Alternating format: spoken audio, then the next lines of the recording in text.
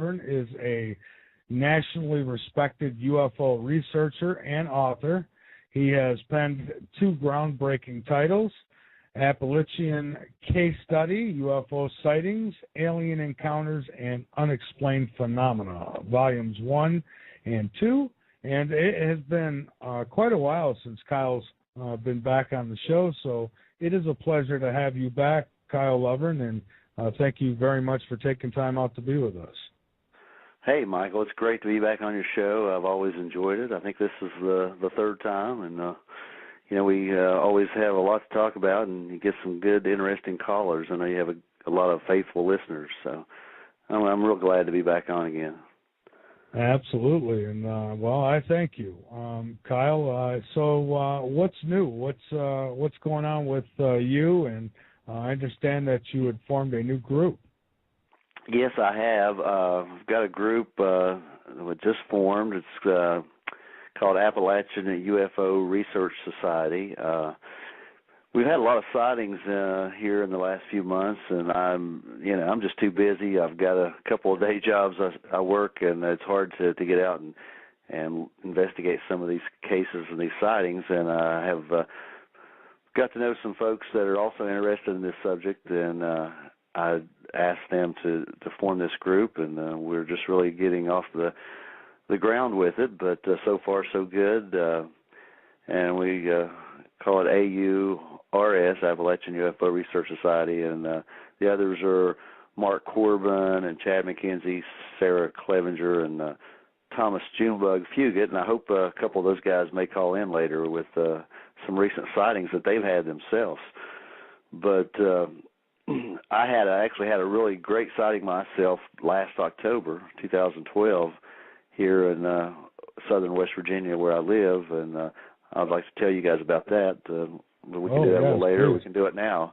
Well, I work at a newspaper, of course, as a lot of people may or not know. I'm a journalist, and I had actually taken a long lunch on this day, but it was a beautiful day, blue skies and sunshine, and I came back in a little late that afternoon, and one of my fellow reporters there said, "Where have you been?" She said, "Phone's ringing off the hook.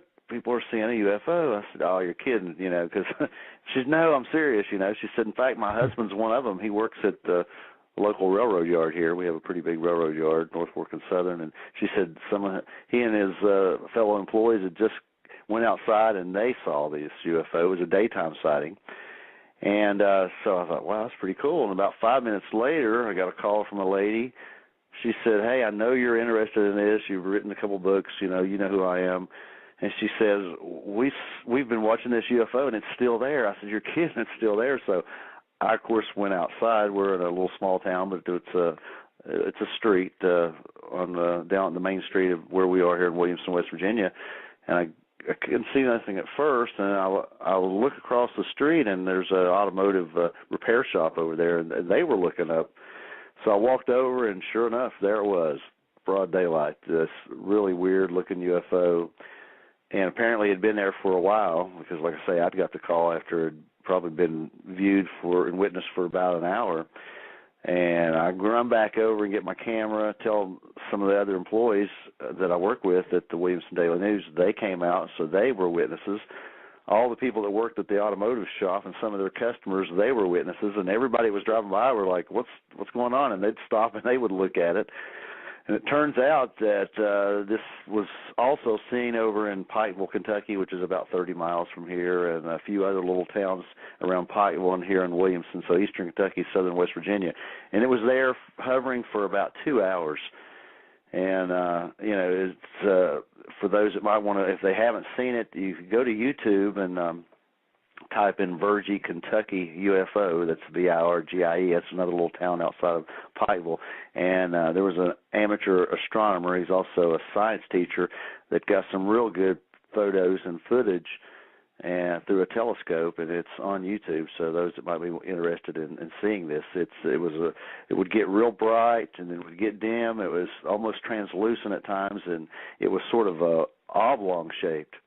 Now, what I noticed about it and what I wrote about in the newspaper article that I did is that I started seeing all these jets flying by right near this object, and they were leaving all these chemtrails, and eventually it just disappeared. But I don't know, if it was from so many chemtrails, but it was there, like I say, for a long time, and there was probably, turns out there was hundreds of witnesses, because I kept getting messages from people on Facebook and phone calls for a couple of weeks, and even now sometimes somebody will say, hey, what was that? Did you ever find out? And I saw it too. So it was just a really great sighting, one of the best, and the first one I've had in a long time personally. And what I like about it is, like I said, it was daytime sighting, and there were so many other witnesses, and they were credible witnesses too. And there was reports into 911, some of the state police agencies and deputy sheriff's offices also received calls because so many people were seeing this strange object.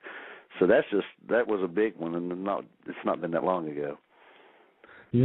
Kyle, I've had 2 sightings since I've come to South Carolina, and then I had a few when I was back in Rochester, New York. But the last couple that I had, and they were again here in Carolina, were just amazing. One was it was on Christmas Eve. And this thing, it was the same thing. There was chemtrails. The planes were chemtrailing like crazy up there. And this thing appeared out of one of the chemtrails. It was like something from the Jetsons. I mean, it was just a disc with a bubble on top and a bubble on the bottom. Wow. And it come out from behind the chemtrail, and then it went back behind it. Then it come out again, and it kept doing it like it was playing hide and seek. And my wife went in and got me binoculars. And I focused in on this thing, and I mean, I could see it as clear as day.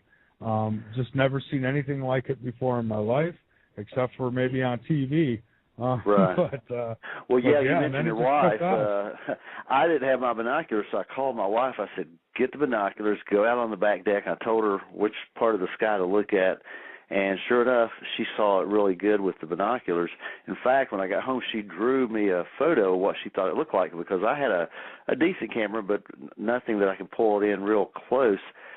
But her drawing turned out to be just like the one that this Epling guy with his real good telescope that he got pictures and video from looked just like that. Because, like I say, it was sort of oblong, but it was vertical, not horizontal, so it was just very strange. And like I say, a lot of witnesses.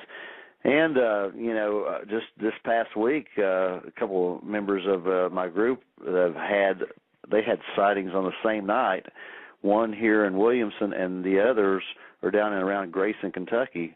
But ironically, again, they saw something the same night, and they didn't even know that the others were seeing the UFO. So, we had that. I've had some reports of crop circles down around Grayson, Kentucky, also on a farm, which is sort of unusual for this area. I had some reports of sighting on New Year's Eve this year. Some real credible witnesses there, some teachers that I know. In fact, I was talking to one of them again today about her sighting. And my sister actually saw it, and she tried to get a hold of me. And what's real weird about that is she said that her cell phone wouldn't work when she saw it. And she saw it with some other folks. They were out, and they were going to shoot some fireworks for New Year's. And she said, I tried to call you, and the cell phone wouldn't work. So I go inside and get on the computer and try to get on Facebook, and it wouldn't work. So I don't know if it's coincidence or excitement or what. So, of course, I didn't get to see it because I wasn't contacted, but it wasn't without someone trying. But there's been a lot of sightings in the last few months here in my neck of the woods. So and I hope if there's any listeners out there and they've had any sightings here in Appalachia, they'll call in tonight. Absolutely. And, 2012 seemed to be a huge year for UFO sightings around the world. Now, why do you think? Do you think they're trying to tell us something, or? Yeah, I think that maybe, I think every so often they come back and, if they want to be seen, they're going to be seen. If they don't want us to see them, they'll hide. But I think maybe, I think we're about ready for a huge wave of UFO sightings, sort of like back in 1973. And as you said, there was a lot around the world and a lot here in the United States, and it seems like they're continuing here in 2013. And, ironically, this week, as we talked in their email messages, they've been having those hearings in Washington, D.C. this week about disclosure. and they've been having a lot of witnesses there testifying on some of the... Yeah, I think Dr. Roger Lear is actually one of the people who are speaking there. Yeah, there's been some great folks. You had the military officers that, from what I think is one of the best cases ever, which was the Bentwaters Air Force Base in Rendlesham, England, Rendlesham Forest area, and they were there testifying again. They have in the past. And, that happened back in 1980. I mean, here you had the colonel of the U.S. Air Force Base, which was a high-level, high-security area because it was a nuclear facility, and also the sergeant, James Peniston, who was over the military police on that base. I mean, and several others were witnesses up close and personal to this UFO. And, I mean, you can't get any better than that. I mean, it's like... with Edgar Mitchell and Gordon Cooper, guys like that are coming forward now and giving their testimony. And, it's not just the two old guys with a six-pack down the riverbank fishing anymore that's reporting UFOs. We're getting credible witnesses, and they're coming forward now. And, they're tired of the government keeping this a secret from everyone. And I'm hoping that, we're getting closer to disclosure. And I know those meetings this week are all about that. So let's see what happens. You know what I say, Kyle, all the time is that we've already had disclosure. Right now we're just, we're being lied to. But, I mean, for the most part, for people like yourself and me, we know that it's real. We know that it's going on. And we're just waiting for the government to finally get caught up in their lies. But, here you got credible people, like you said, who are testifying. Now, if these same people testified that they seen you or I breaking in a store, we'd be locked up. Exactly. But because they're talking about UFOs, nobody wants to listen. Yeah, there's still those skeptics out there, but I'm telling you, I have so many people when they talk to me about a sighting, they'll say, well, I wasn't sure, I didn't believe until I saw it myself, and then they turns their completely around on the way they view this, and that happens all the time. So, but there's a lot of people that just don't notice things. How often do they look up toward the sky? I know you and myself and some of the other folks. Yeah, when I go out and it's clear night, I'm walking my dog, I'm always looking up, hoping to see something. And me too. And I'm sure we will again. But it is a shame that we've been lied to all this time, and it's time they come clean and come forward and let us know what's happened since Roswell back in '47 and the cases that continued. There's supposedly another crash out there in New Mexico around the Roswell area near that time. And you had the Braxton County, West Virginia case in '52, and you can just go on up until now. There's been so many good, solid cases with good witnesses over the years. And, and I can understand at that time they didn't know what was going on and socially and religiously and why they were probably afraid to come forward and tell everybody. My Lord, this is 2013. I think people can accept it now. I mean, if you take a poll, the majority of people out there believe.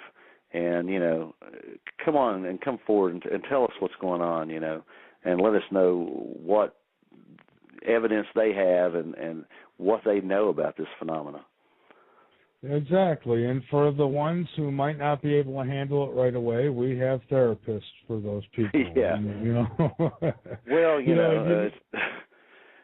go ahead. Go ahead. No, go ahead, Kyle. Well, like I say, I think the majority of people want to believe, and if it's going to take the government or someone to come forward, or the president with a message or whatever.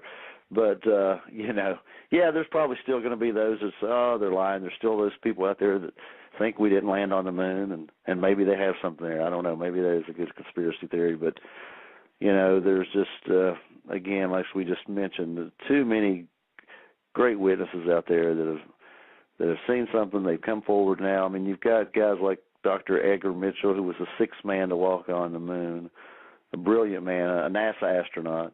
Gordon Cooper, one of the first NASA astronauts that have come forward now and with their testimony, and these officers at the Air Force Base in Rendlesham, England, back in 1980, the experiences they've had, And there's just been so many other, we've had presidents that have seen UFOs. Jimmy Carter or Ronald Reagan both reported seeing UFOs. So, it's time to come clean. I mean, I just don't understand the reasoning anymore. I think that as far as the moon goes, I think that if there's anything fake there at all, it is the fact. I think that we really went to the moon.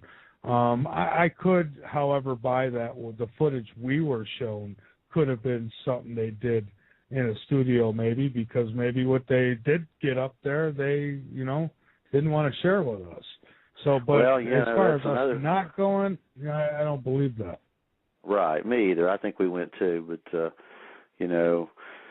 there are those that believe we didn't, and the footage was done out in the desert, and to make it look like it, because they wanted the Russians to think we beat them there. So who knows? But regardless, it shows you what can be done. But sure. With today's technology too, you're seeing so many people with good digital cameras, video cameras, and getting good pictures now, and you see it. I get an email every week from George Filer, Filer's Files, that has UFO reports from around the world and all the states, and there's some really good witnesses and good pictures that are turned in that he reports, and but this is not something you see in the mainstream media, and most people just don't see it, and they still look at it as science fiction, but it's much more than that.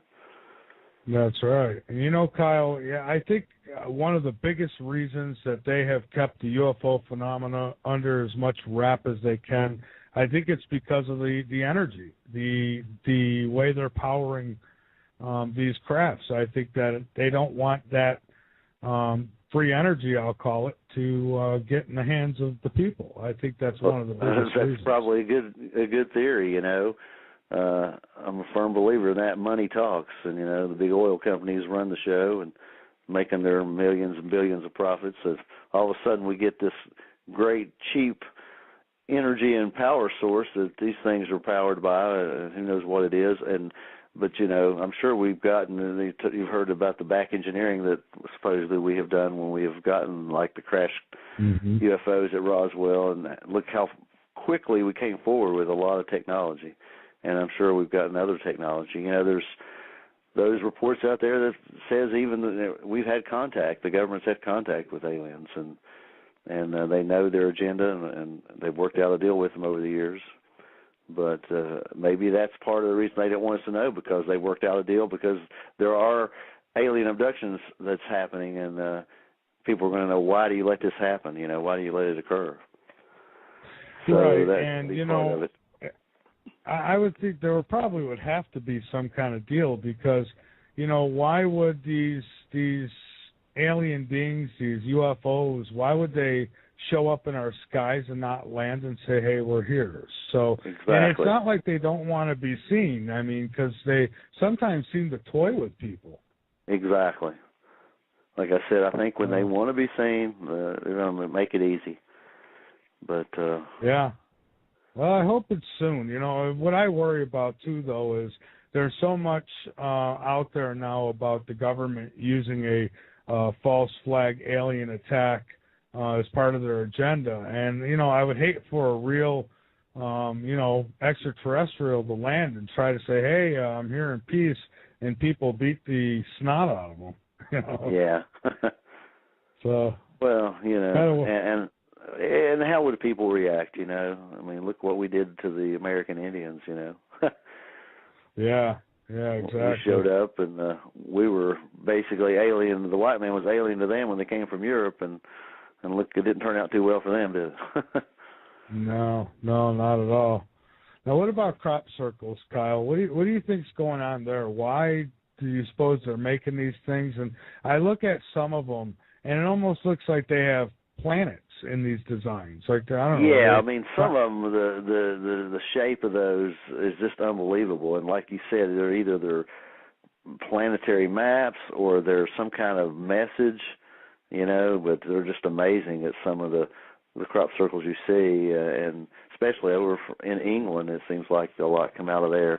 And, the theory that it was two old guys that go out with a board, plank, and rope that are making these. Yeah, yeah, they might have made a couple of circles, but some of the amazing crop circles that you see, there's no way, and those things just appear in a matter of minutes sometimes.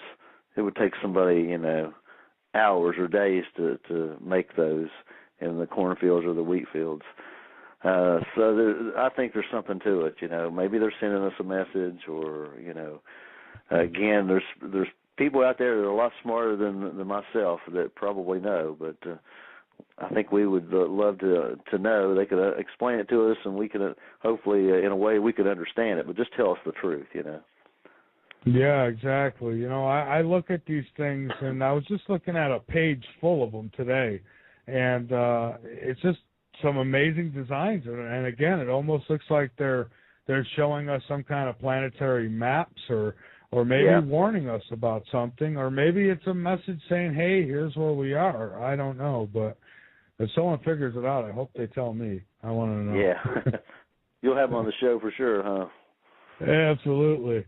Kyle, give us, you've done a lot of investigations, so, give me a couple really good ones that really, I don't know, even motivated you more into this field. You had to have been a skeptic at first, maybe?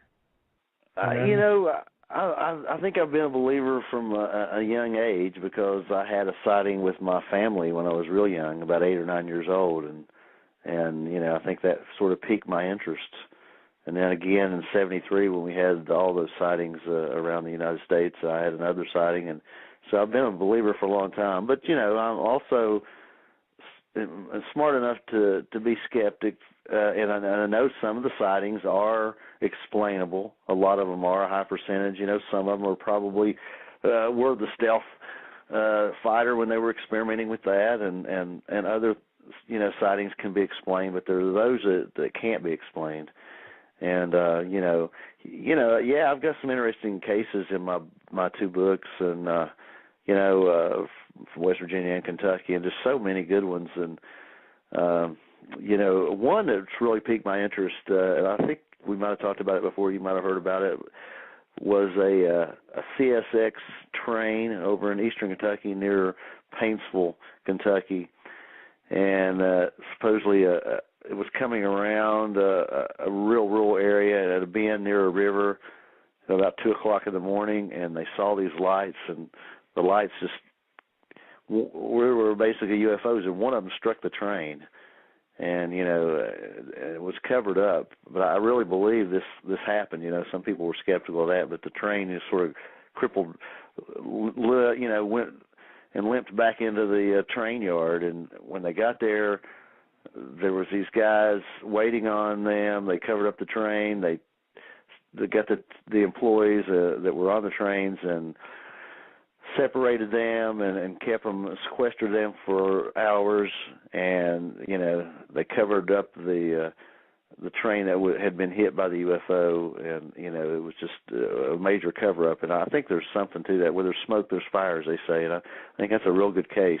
I was out doing a book signing once, and a guy came up, and he started talking to me. He said, I work for that railroad. He said, I really believe this happened, He said, I know a couple of the guys that were there that night. So, and I believed him, and that's one case that really piques my interest. And there's just, I've done a lot of research too about some of the past cases, the Braxton County, West Virginia case, which has been known as the Braxton County Monster, but it was really a UFO case back in '52, which was shortly after the, not long after Roswell, and what's I found out during that time there was so many other UFO sightings around that time. And you've seen that one picture where there's the UFOs that are flying over the Capitol in Washington, D.C. around that same time. And that happened near and around the same time.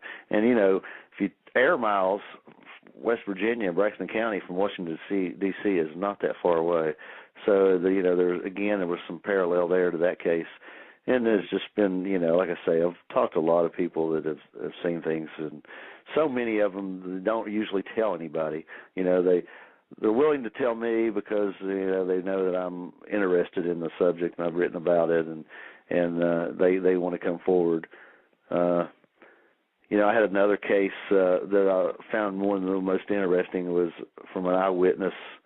A great guy. I became friends with him from down in an adjacent county here, Wayne County, West Virginia. But he worked for the government basically, and he was a military Vietnam veteran, and he had a couple sightings. One when he was like in high school, 18, before he even went to Vietnam. And then he had another great sighting with some missing time when he came back, a few years later, early in the morning. And to hear him talk about and describe the UFOs that he saw, it was a great story and a good, credible, down-to-earth people, saw the earth. These people have no reason to lie. And there's so many out there that haven't shared their stories. But, you would be surprised, I think, how many people have seen something. Oh, absolutely. Kyle, hang on for a moment. We've got to take a break. And then when we come back, I think we got let's get back to it with my guest, Kyle Lovern. Kyle, how about, I don't know, encounters like abductions and things? Have you talked to people who have experienced that type of phenomena? Yeah, not as much as those who've just had sightings, but I have talked to a few people that think that they have had abductions, and some of them are really believable. They've had some weird experiences, and it's something that again I think we should take serious, because there's too many people out there that are credible that had something that's happened. And, I just don't think we can take it lightly and say that they were dreaming or they're fantasizing, and there's been some people that I've talked to that can send chills up your spine when you talk to them. And, I think a couple of them maybe have had abduction experiences since a young age. And, they've continued, maybe like the aliens or whoever have continued to keep up with them as they have grown through the years, and they continue every so often to maybe come back and abduct them again and whatever, do their experiments, taking skin samples, hair samples, and DNA samples, that kind of thing. I understand that this is something, at least most, if not all, the cases have. This starts when they're childhood. Yeah, I think so. Yeah, so this is something that they experience when they're little, and it continues as they get older. I think Dr. Lear has done some pretty fascinating work, and I know some people criticize it, but he claims to have been able to remove implants from people's bodies. And he told me a story about this one that kept moving. Every time he tried to get it, it would just keep moving, like it had intelligence. I think I've read about that and seen seen a documentary. Very weird. And then when they examine that implant, it's from a weird material that can't be explained. They don't necessarily even know what it is. So, whether it's a tracking device or whatever, then that's a good possibility.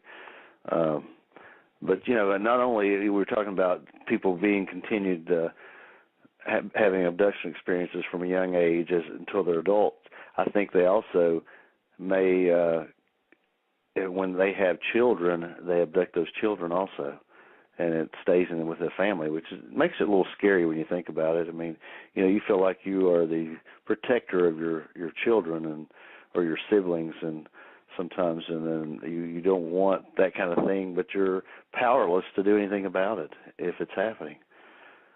Right, and I've talked to people who are total on the other side of this and say, "Oh, it was a wonderful thing.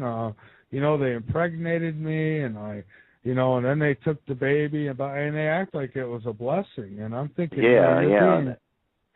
stolen in the night. Yeah, to me it's not. And then you have those that say, like you say, that they've been impregnated, that maybe they've been hybrids, and they're out there walking among us now, and that's pretty interesting if you think about it. If it's true, it just blows my mind. But I'm open-minded enough to think maybe it has happened. Yeah, we've got a couple calls coming in here, Kyle. So let's take our first one. We've got Mark in Kentucky. Mark, welcome aboard. Thank you. Thank you. Kyle? Hey, Mark. Hey, Kyle. I just want to know if I got in a little bit late, probably about 10:15. Having computer problems, but I finally got in. I was wondering if you had discussed the Phelps sighting that I had. No, but I'm glad you called in because I had sent you a message earlier, and I wanted you to call in and talk about it. And you've taken photos there and a couple other places. So, just tell Michael about it and the other listeners. Okay. Well, I was working down in near Phelps, Kentucky. It was April 5th, 2010, and I was driving by this coal tipple. It's southeastern Kentucky, by the way. It's the same area that the Virgie sighting was with the light bulb UFOs were videotaped by Alan Epling. I took a photograph of the coal tipple because of a large pile of coal I thought was kind of odd right next to the road. And in the picture, there's like three objects that show up that's hovering over the coal tipple. Incidentally, it's the same day as the coal mine explosion in West Virginia. I don't know if that had anything to do with the explosion or not, but it was kind of funny. It happened 4 hours after I took that photo.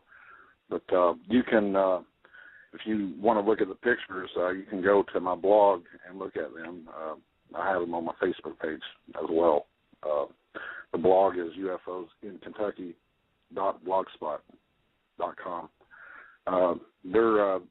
They look like 5-gallon barrels, buckets that are flipped over is what but they're glowing, and they're definitely not 5-gallon buckets. That's what I've had people tell me. But there's 2 of them suspended in the air, and they're just there. And then there's a cylinder object back in the background by the trees that are on a hillside. Cal's seen the pictures. He can vouch for them. They're pretty amazing.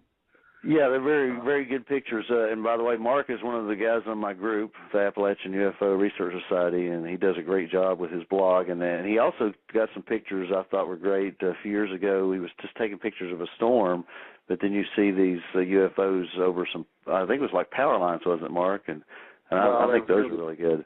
Near the power lines, they were actually under a storm cloud. It was a huge lightning cloud.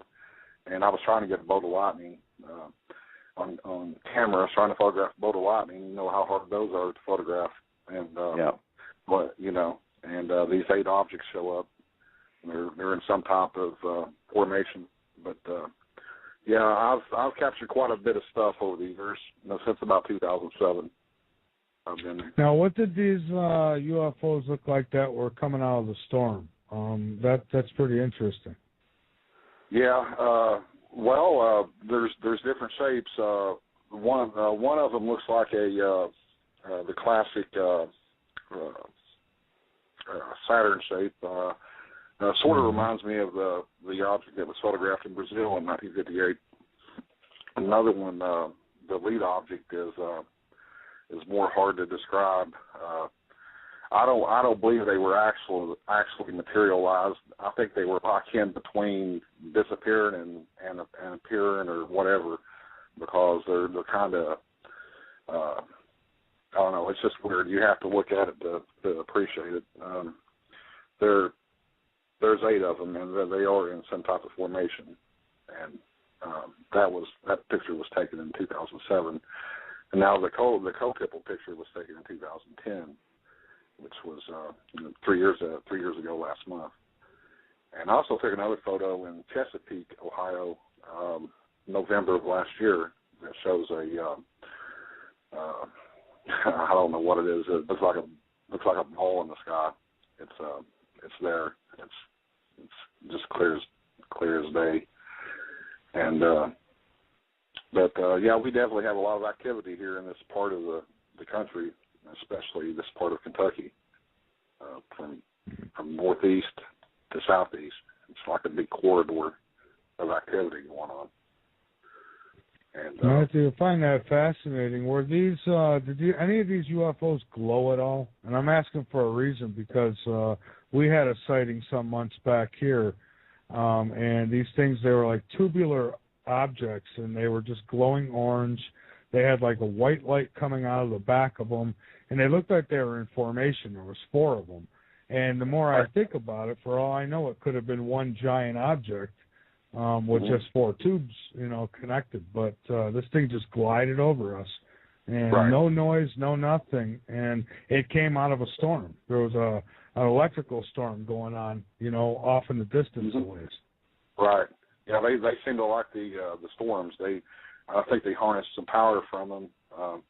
Is why you see them around storms. Now the co-tipple picture, the two barrel-shaped objects are they have a glow to them. They have a purplish, violet, reddish glow, and then there's a cylinder in the background in the same photo. So there's 3 in the photo. One is near the opening of a flood loader silo. It's like a big concrete shaft that holds the coal, and then the main object is in the center, and they have some type of energy source because they have like I said, a purplish reddish tint to them. Now the cylinder in the background, it's kind of blurry, but you can tell it's there. It's because it's further off. I can't tell you how far, maybe 150 yards away. The 2 main objects were maybe 60 to 75 yards away when I took the photograph. So, what I think is interesting too is like with these photos, so many times you hear about a UFO maybe over a power plant or over a source of water, which I've had a couple stories told to me about that. And then this one was over this coal facility. And it makes you wonder if they're not checking out these facilities or trying to get some kind of energy source. But that's one theory. Yeah, maybe concerned about the cleaner energy that we exactly. have withholding from us. They want us to get rid of the dirty energy. Maybe, I don't know. But anyway, that was it. Okay. Well, I thank you very much for calling, Mark. All righty. Thank you. Thank you very much. Okay, and we had another caller here, but he had dropped off. So if you want to call back in, we still got time for you. 347-989-1012. But yeah, Kyle, that's very interesting, and I find these sightings around storms even more fascinating because of my own sighting. And, to this day, nobody else that I know of has reported this UFO that my wife and I seen. Nobody has reported it. And this thing was huge in the sky, and I know others had to have seen it. Yeah, it's amazing, isn't it? You hear about these that are almost, as they always use a football field as a description of as huge as a football field, maybe triangular shaped, and when nobody else reports it or sees it, it makes you wonder, I know one of the stories in my second book, a guy that told me about a middle of the night sighting. His dogs woke him up barking, and he got up and thought there was a prowler, and then when he went outside, he said, I looked up, and it was a clear night, but this object was so huge that it blacked out the stars, sort of reminded me of the Phoenix Light case. And he said he saw a beam of light coming down, and this was shooting down on the roofs of the houses. And, and he wakes up a little later, soaking wet, laying in bed, and doesn't even remember how he got back there or anything, possible abduction. But the fact that this UFO was so huge and no one else reported it. But there's a lot of those cases. It makes you wonder, just like in your case, why nobody else saw it. That's why I like, though, when, like the UFO that I saw back in October, there was multiple witnesses, and that's always good, and, that there's more than one witness, but it happens so many times that there's only one or two people that witness a UFO. Yeah, okay, and we've got another call. Let's get Rascala, and he is in Florida. Rascala, welcome aboard. Hello, everyone. How are we doing? Hey, how you doing? I've never seen a UFO up close. I've seen pictures of UFOs of Billy Myers. I don't know if you're familiar with Billy Myers, but he's a guy who took Polaroid pictures and 8mm film. This is long before anybody even thought of anything like Photoshop or graphic interface technologies. So it would be very, very, very difficult, to say the least, that any of that stuff was falsified or fraud. And this is back in the 70s, I think? I think it was in the 70s. Yeah, I think over in Sweden. Yes. He was, and like you say, they're black and white photos. That's very interesting. And supposedly he had multiple sightings over a few years, and then maybe even some contact. And some extremely clear, very, very sharp and clear pictures of these crafts, that these Palladians, as he referred to them. Right. Yeah, that's a real interesting case, and if you do a lot of UFO reading and research, you're bound to come across that story. And as you say, it was long before Photoshop or computers or whatever, and his pictures are really good. They're almost, I think they were so good that people wondered if they weren't faked, you know. Yeah, well, his testimony was that they had befriended him. Yeah. That they had become friends. And they actually hovered their craft still so he could take a picture of them. There's one picture they call. Oh, we losing you? Uh-oh. Am I back? Oh, you're back. Okay. Yep, you're here. There's a picture called The Wedding Cake. Have you seen that one? Yeah. It looks almost like a wedding cake, like a wedding cake, yeah, with all these little balls around. It's amazing. The clarity is amazing. So if he, well, you know, that's my favorite evidence is this older stuff, because you know people weren't sitting at their computer desk doctoring it up. Right. Exactly. Right. Right. Well, I think they're going to have a hard time keeping a lid on it any longer now. More and more and more people are seeing these things around the planet. You know, we have the movie series coming out with Mr. Greer. We have that movie coming out, and he's claiming that there is a... It is out. Yeah. I'm sorry. Yes, I apologize. It's out, and they've got an alien skeleton that they've run DNA sequence on, and the sequence came back and said it was extraterrestrial. Well, you know, I watched it, and I think at the end they kind of left you hanging a little bit there as far as that goes. Apparently there was more testing to be done, but the way it was kind of explained is it's humanoid, but less humanoid than, you know, you would consider a human being. So there's some questions there, so I don't know. Wow. Well, clearly there's evidence through our history that we have been visited. Oh, yeah. We are being visited, and that it's happening. If you look at some of the insides of the pyramids, there's pictures of what appears to be what clearly appears to be a flying saucer.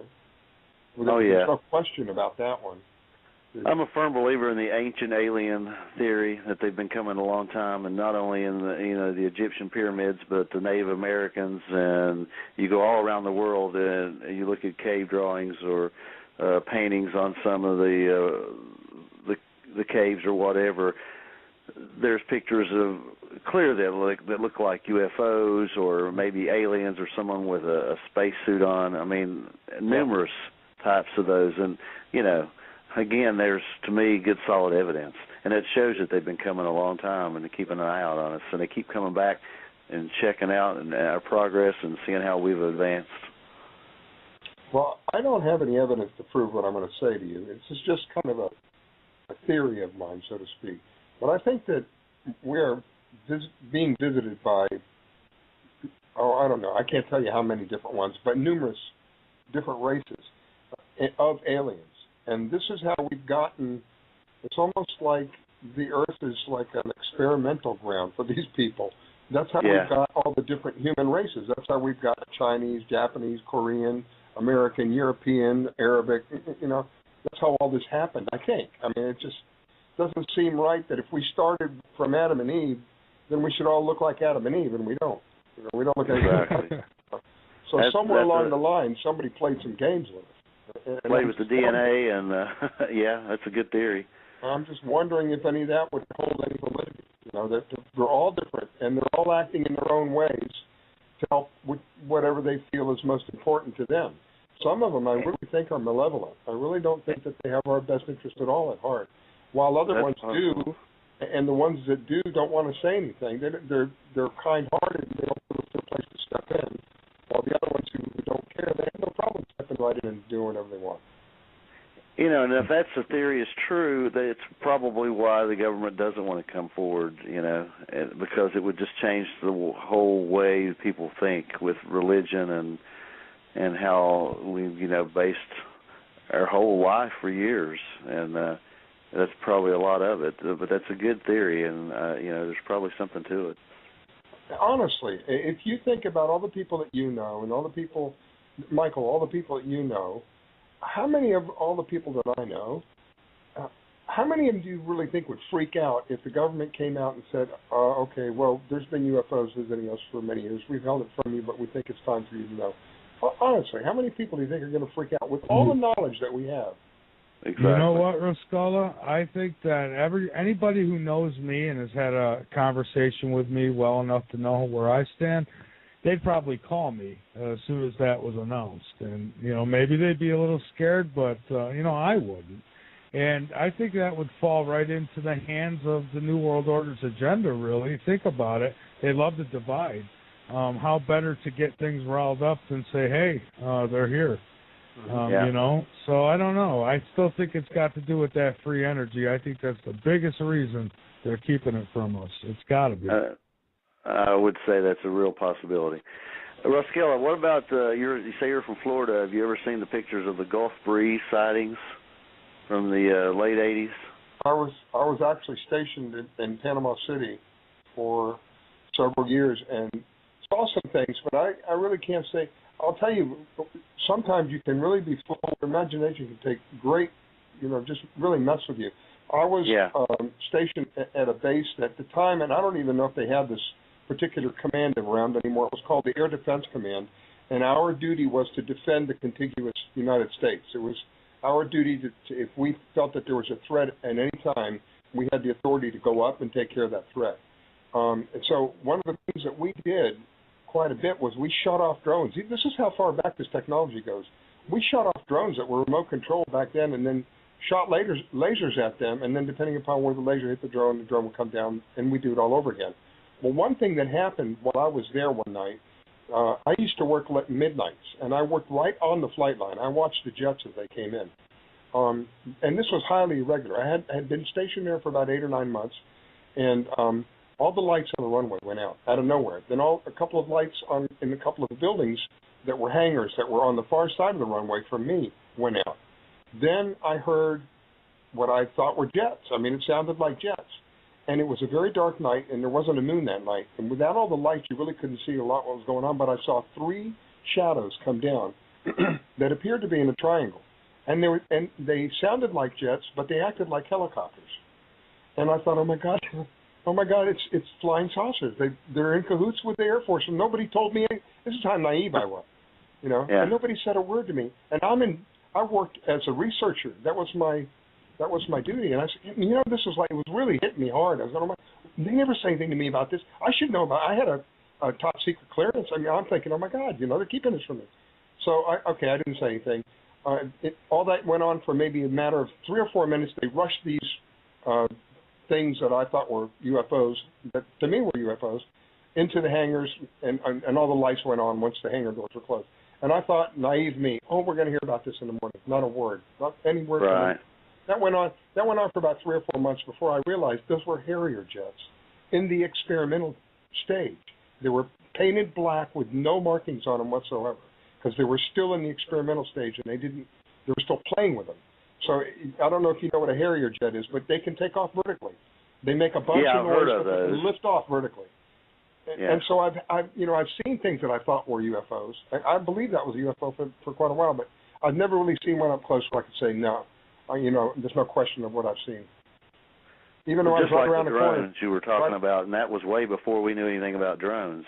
And that's what I told Michael earlier. I know a lot of UFOs can be explained, or experimental craft or whatever, but there's a lot they can't too. Oh, there is no question that there are people who have seen extraterrestrial as well as terrestrial UFOs. Some of the information that I have, and I trust this information, I have been told that 80% of the UFOs now that are seen around the planet, of those 80%, about 90% of those are terrestrial UFOs, terrestrial military UFOs. The other balance is the uber elite who have nothing better to do with their money than to buy this technology, because it's been around for a very long time. The balance of which the UFOs that you're seeing are extraterrestrial, but not the majority of them. Not the majority of them. The majority of them are here. They're made from here. Okay, Rascala, we've got to head to a break here in a moment, so let me put you on hold in case you want to come back. I do appreciate it. Kyle, we're just about out of time. I understand that you couldn't spend an entire night with us, so I can stay a little longer now if you want. I thought I was going to have to work longer or go back to work, but I don't. So it's, if you want me to stick around a little longer, I can. It's up to you. I know you said you had another guest coming, but yeah, I'm sure he would be more than happy to jump right in with us. So hang on for a moment, Kyle, and we'll come back and we'll have Peter host for the Hurricane Hour on the L&M Radio Network all week, and has done a fantastic job. He's had a few technical issues, but that comes with the territory. And we're also going to have Peter Kling joining us, too. Give us a little insight on that ancient alien theory.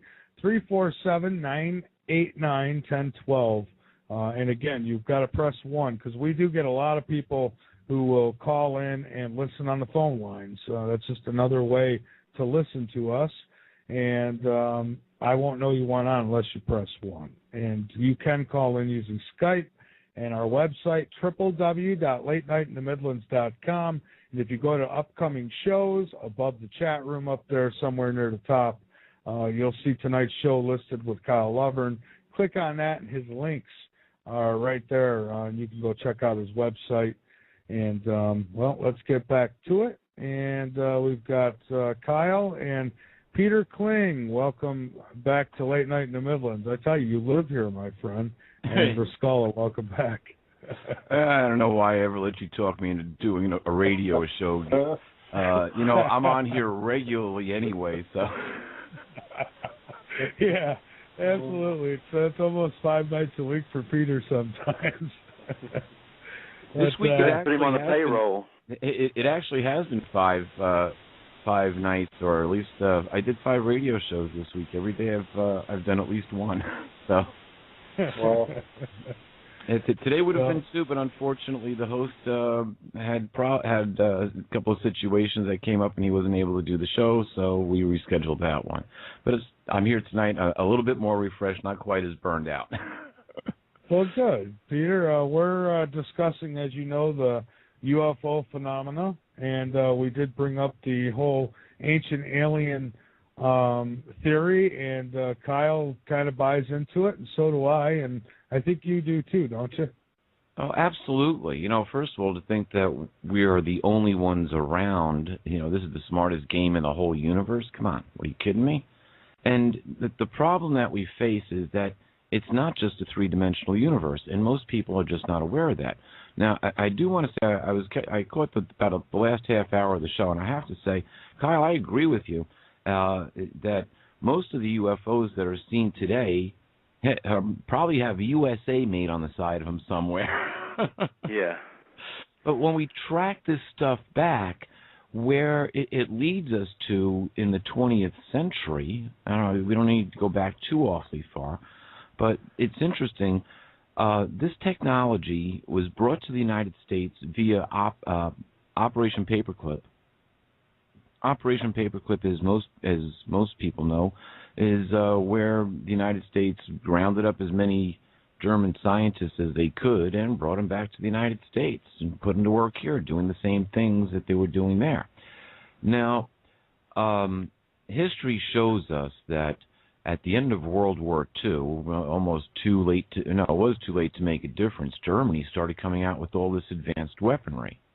And, when you look into it, Germany seems to have some covert operations going on aside from what happens during the Second World War.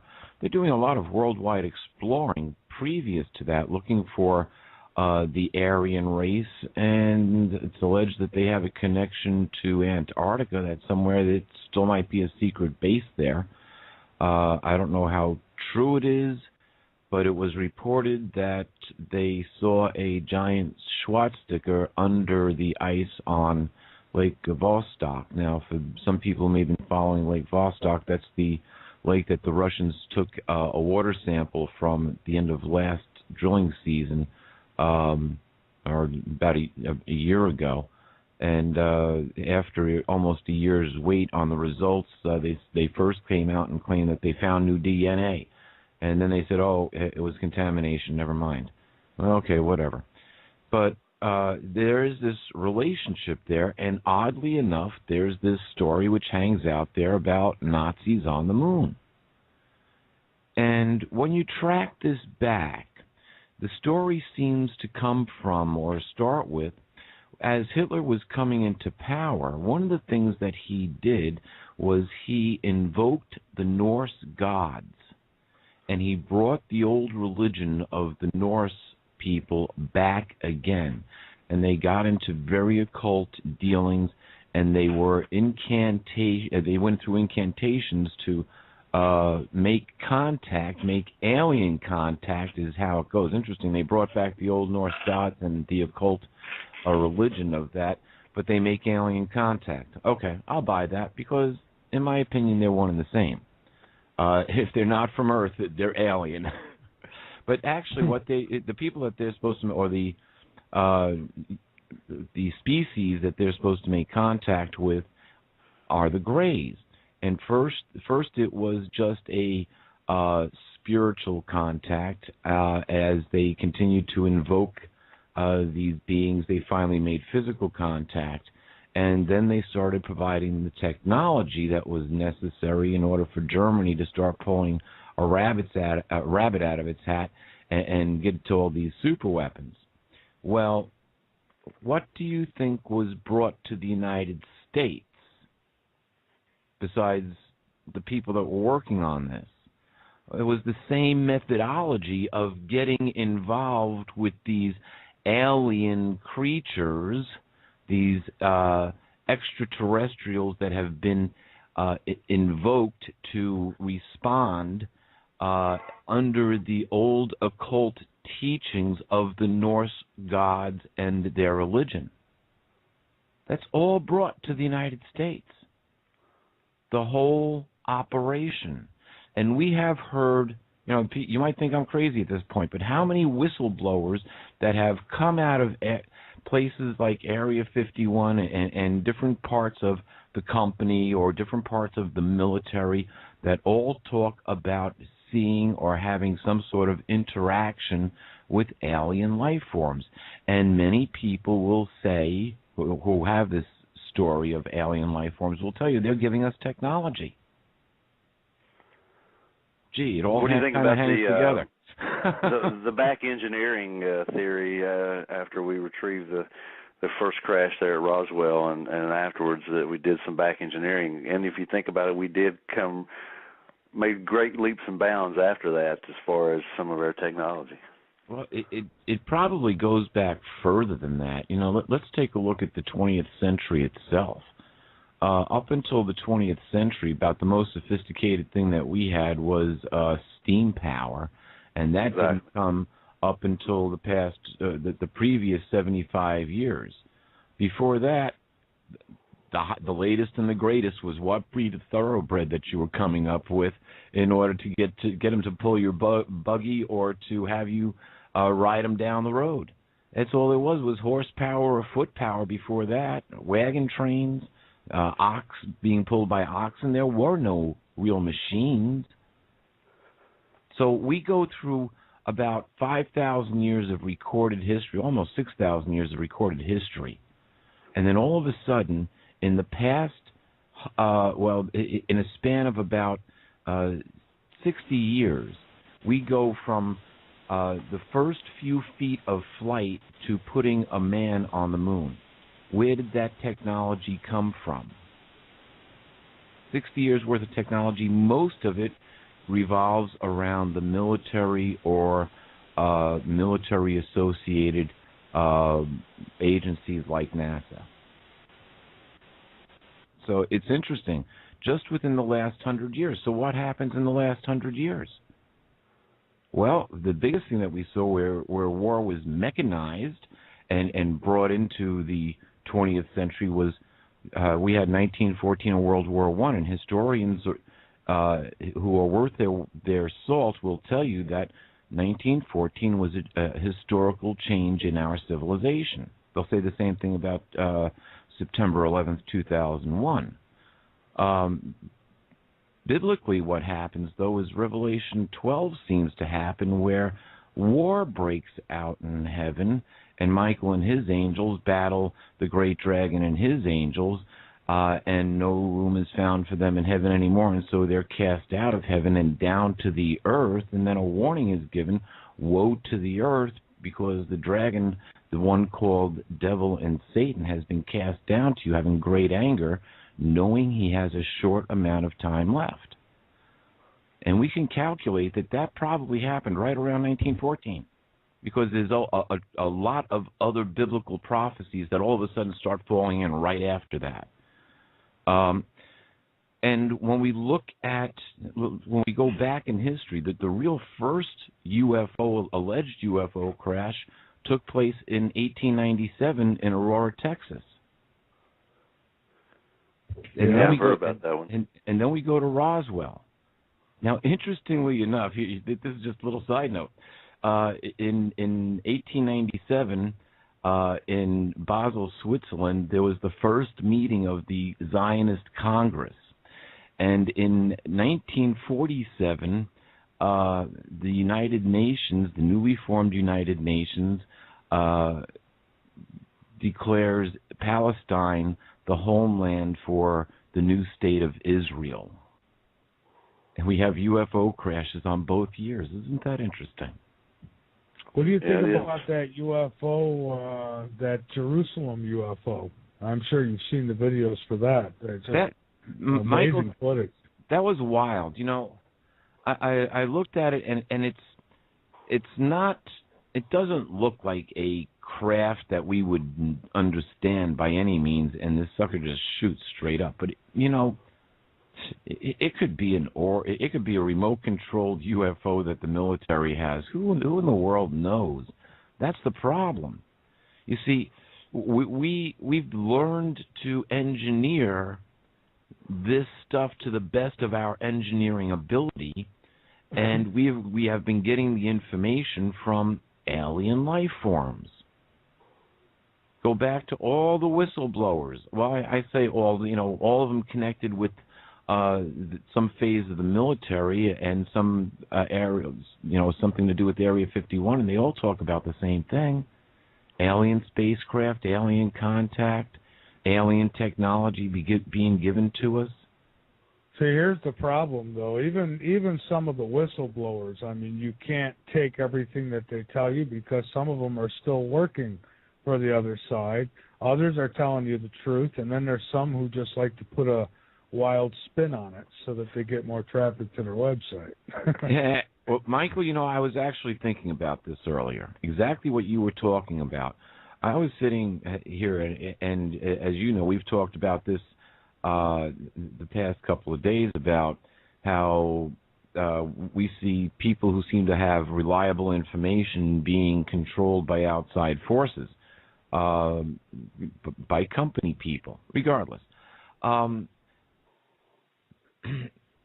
There's one common thread here, though. All of these people who are back related to some branch of the military that's connected to some covert operation, they're being allowed to talk, whether it's information, disinformation, whatever the case might be. They're being allowed to talk about this. And even on a greater level, if you know, we've had Jesse Ventura on the show before, or you have, I should say. And, you know, if you look at Jesse's show, he goes some places where it's like, whoa, only the people who are awake on the internet were privy to that information before this. Now it's going over TV and the national airwaves, or the public airwaves. So, and we know the content is being controlled. Now, we also know that some whistleblowers come forth and they say they give their story, and the next thing you know, they're dead. They died of a heart attack. They committed suicide. They got run over by a car. Whatever the case might be. Yeah, or just disappeared. Yeah, or just disappeared. There was a whistleblower a couple of days ago that they found shot in the head. Yeah, it makes you a little paranoid, huh? Well, yeah, it really does, especially, you know, when you start getting close to the truth, especially when you hit right on the truth, you raise eyebrows. I was given a warning by somebody who was an ex-company person that they're retired now, someone that one of my sons knows. He read Letters to Earth, You Can Survive Armageddon. He told my son, tell your dad he really needs to watch his back. You know, so when you get too close, they do what they can to subvert you, or if you really get out of hand, they just kill you. Or they kill one of your family members, or they turn around and involve one of your family members in a bombing or a shooting or something like that. See, and that's why, Peter, I tell people all the time, don't believe everything you see, everything you read. Just because they have a big name and they're popular or what have you, doesn't mean that the information is accurate. Everybody should take the information and then use it as a guide for research. Research it yourself, look into these things, and make sure that they're real. Because I mean, you see it too on the internet. A lot of wild, crazy. I mean, everything that happens, there's some kind of twist being put to it nowadays, and it's like it gets difficult to weed out the nonsense from the real stuff. So what I do is I weed out pretty much the people who pass the nonsense around. You know, you go to the source. Once I find out that somebody's lying, that's it. I stay away from their material. But, I mean, for the most part, do your research. I mean, you know, I've seen some wild stuff, Peter. You know, there's people out there, I'll mention no names, who say, well, 40% of what I tell you is a lie, but it has to be or they'll kill me. It's like, well, then be quiet and don't say nothing. Because, shut up and go away. Yeah, because what justice are you doing any of us if you're just going to pass around a bunch of bull crap and then you expect us to accept it? No, you're supposed to weed through it and find out what parts are true. Yeah, and especially anybody who has an admitted inside connection, you better listen to what they say and then take it with a grain of salt and say, okay, just ask this one question. Why isn't this person dead? Why are they allowing this information to get out? That's right. And you see, when it comes to a TV program where they're actually telling you something worthwhile and it actually might be factual, they're telling you for a reason. They're telling you for a reason. And there could be several reasons. One of my beliefs is it's really almost too late to do anything about this. It's like, hey, we got it all staged. We're ready to stage this. We're in the holding pattern. We're just waiting for the apple to ripen a little bit more, and then we're gonna catch it from all sides. So where do you think the UFOs fit in, Peter? Does it say that we should see signs like this? Well, it doesn't say that we're going to see the chariots of the gods. It doesn't say that we're going to be seeing anything to that nature, but it does say that there are actually 6 scriptures which are all very similar. And in Acts, the second chapter, I believe it's verse 19, it says that there would be evidence in the heavens above and signs on the earth below, blood, fire, smoke, mist, before the great and illustrious day of Yahweh arrives. So, if we look up, Michael, I've seen satellite footage of the sun coming from, I believe it was Stereo A, where something is entering into the corona of the sun and going up to the surface of the sun and like biting a little piece of plasma off the surface of the sun and fly away with it. What the heck is that? I don't have an answer for it. I really don't. I don't have an answer for it. But you can see it as plain as day. And if you can see it on the satellite image, this thing's huge. It's not just some little, 24-foot or 50-foot or a kilometer across spacecraft or a mile across spacecraft. This is something that's probably moon-sized that's going up to the sun and snipping a piece off and traveling away with it. So I don't have an answer for it. They're like worker bees almost. Yeah, so something's out there. Do we have that technology? I don't think we're quite there yet. Not even close. Yeah, well, we might actually be close. Here's the thing on how UFO technology, well, if it's the magnetic technology, the magnetic propulsion, what they're doing is they're actually building a magnetic field around that vehicle itself. And then that vehicle is being propelled by magnetic sensitivity, which actually draws it to a specific location. So, traveling at what they say are absolute wild speeds that humans couldn't live in that, wrong, because you're inside of a gravitational field. We're traveling through the solar system here, or through our little segment of the Milky Way. What are we booking at, about 26,000 miles an hour or something like that? Mm-hmm. We're cruising. And it doesn't even feel like we're moving, does it? Wait till we get to light speed. So everything is kind of relative. We don't feel any of those effects. So if we produced a gravitational field and were inside of it and it was enveloped around a vehicle, we would be under the control of that gravitational field just as we are here. So we wouldn't feel those effects of, a 10,000 mile an hour right degree turn or 90-degree turn, because we would be in this different gravitational field. That's absolutely correct. So what they intend on doing with it, that's a good question. When we go back and we look at the biblical record, essentially what we have is quite a long history. If you want to go by what we can find here on Earth through the fossil record, it might be a 500 million year old history with alien involvement on this planet. And once we get into the whole creation of man, we have God that steps up and he says, let us create man in our image. Us, our, plural. Who's he speaking to? Other life forms. You go a little further. All of a sudden this serpent is talking to Eve. A reptilian, perhaps, is talking to Eve and says, hey, you got to try this fruit out. You'll be just like God if you do. Go a little further.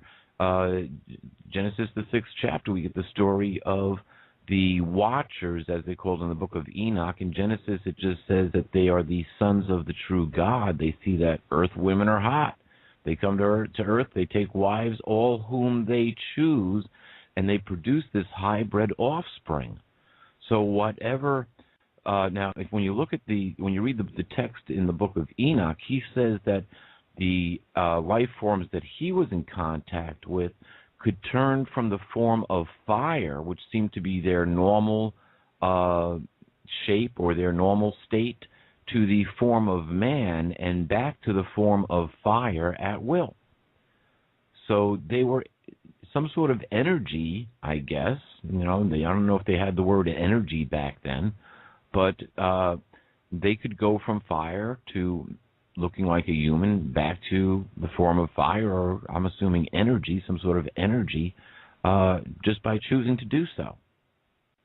And so now we're dealing with the life form that is a energy. Now, we're an energy, but we're three-dimensional energy. And what makes us three-dimensional is we have electrons. Guess what? Take those electrons away, and we're not exactly three-dimensional anymore. We can start walking through stuff. We'll never be able to touch anything anymore. Forget about eating anything, but we could walk through stuff. We could actually, we could be the ghost of the refrigerator. Somebody opens up the refrigerator, you're inside. Is that fair? I don't think so. Well, let's get back to it. I'm sure Peter and Kyle will have something to say about that. Guys, what do you think? Would you classify them all as fallen angels? I couldn't. No, absolutely not. Okay, Kyle, please give your take. Well, I've got firstly, I have a very prejudiced view about this, so I like to hear what other people think. I definitely think there's a biblical connection, and listening to you, I think, you believe that also, a lot of I've just read the book Bibles and UFOs. I don't know if you're familiar with that. No, I'm afraid I'm not. It's pretty good, and it's got some, interesting chapters in it. It's sort of I don't know. That's one of those touchy subjects that I don't really like to get into, but I just definitely think there's a connection. There would seem to be, when you go back and look at the account of where Eve is created, God says, it's not good that the man is alone. I'm going to make a helper for him. So he causes a sleep to fall over the man. He opens up his flesh, he removes a rib, and he makes a woman. And he brings the woman to the man, and the man says, at last, this is flesh of my flesh and bone of my bones. And what we have here is the first account of genetic engineering. A tissue sample was taken from Adam, and from that tissue sample, a female human was made from the genetic information. And Adam knew it. Adam said, this is flesh of my flesh and bone of my bones. So he knew that this process went on, but it's not recorded in that manner. It's just, but he mentions it. This is flesh of my flesh, bone of my bone. He didn't say, hey, who are you? And it's interesting, it uses the words at last. So he had already checked out all the other animals and named them, and he didn't see any women around, and so this one is at last. Interesting. But so we have a precedent, or we have an establishment for genetic engineering. Now, when we go back and we look at some of the scriptures in Genesis, the first chapter, we get to, I forget exactly where it is, I could look it up, but anyway, God says, let the seas put forth swarms of fishes, and let the skies be filled with birds, and let the earth be filled with grasses. You would have to kind of take this as the start of the Cambrian period, about 500 million years ago, half a billion years ago. And at that time, life seems to spontaneously take hold, and there is actually more genetic information on the face of the earth at the start of the Cambrian period, or during the Cambrian period, than any other time on earth, including today. Where did all the genetic information come from? There was more that existed then than exists today. Far more. And it just spontaneous. Scientists don't have an answer for it. They say, well, the oxygen level is at about 23%. Somebody was involved. I was going to say, if we really did come from Adam and Eve, then I would imagine, like Rascala said earlier, we would look something like them. But we have a wide variety of people on this planet, whether it be colors, sizes, or you name it. So that would tell me that somewhere along the lines there's some breakoffs. Well, here's an interesting thing, Michael.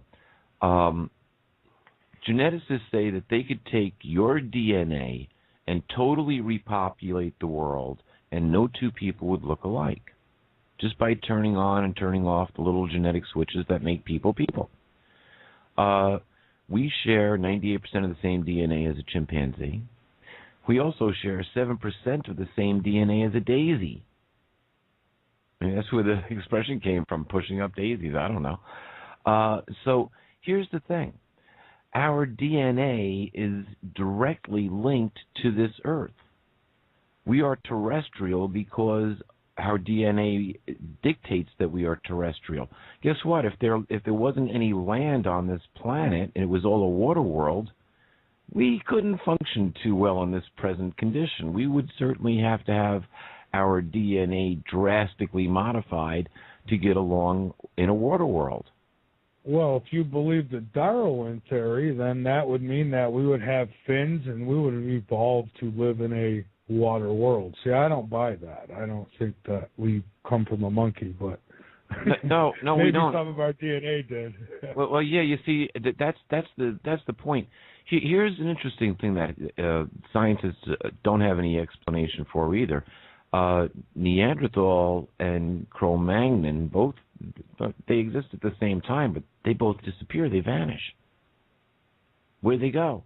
And they say, well, some people have Cro-Magnon man genes. Say, well, that would only make sense if you use the same type of genetic pattern. But here's the difference. God gets involved here, and he says, let us make man in our image. And so now what's that image? Does God look like us physically? Well, he doesn't have a physical form. Not that we would understand. He's more like pure energy.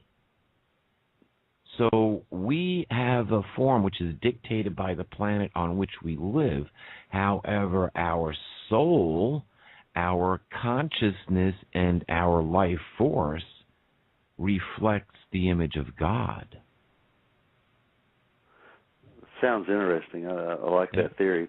What do you think about the different alien species that people have reported? You've got the tall Nordic type as, almost, I guess, you were talking about the Greek gods or the Norsemen earlier.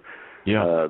And then you've got the little grays. You've got the reptilian and praying mantis type. What do you think about that? Well, the scriptures talk about three distinct life forms. Actually, four distinct life forms other than God. There's the archangel, or the top angel. There are cherubs, seraphs, and regular messengers of God, angels. So there's distinctive levels between these. Now, more than likely, this life form that we call Lucifer or Satan or the devil, get the idea of some guy in a red suit with a pitchfork and a tail and horns on his head. That's not the devil. The devil's an extremely powerful energy life form. Used to be multidimensional. They're probably all three-dimensional now. But anyway, he is, if you can go by what it says in the book of Ezekiel, he's referred to as the covering cherub of Eden. So here you have this life form which had a connection to the Garden of Eden, and it's a cherub. What do cherubs look like? I don't think they're cute little kids with wings. Right. They could be very... They can look like a dragon. Who knows? They can look like reptiles.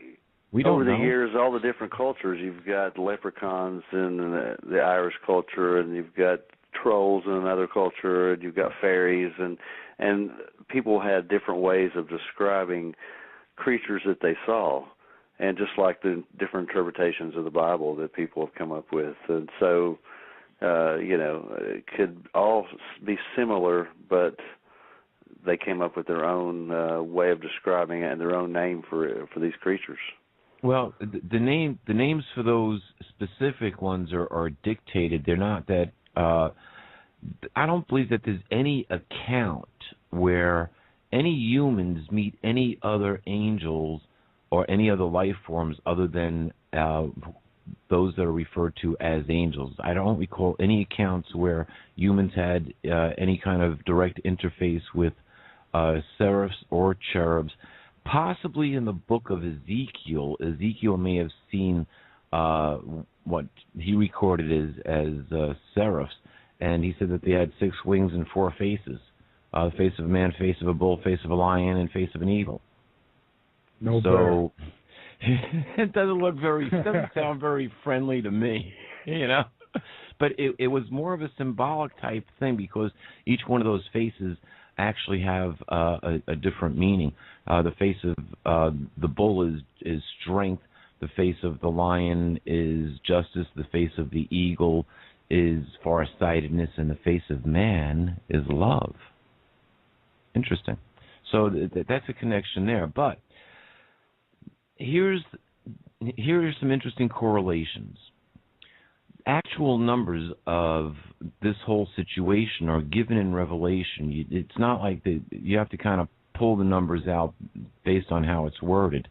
But if you go along with the numbers that are given in Revelation, there are approximately 200 million loyalists which have stayed true to the original purpose for planet Earth, the Prime Directive. They've observed the Prime Directive, and they have not violated it.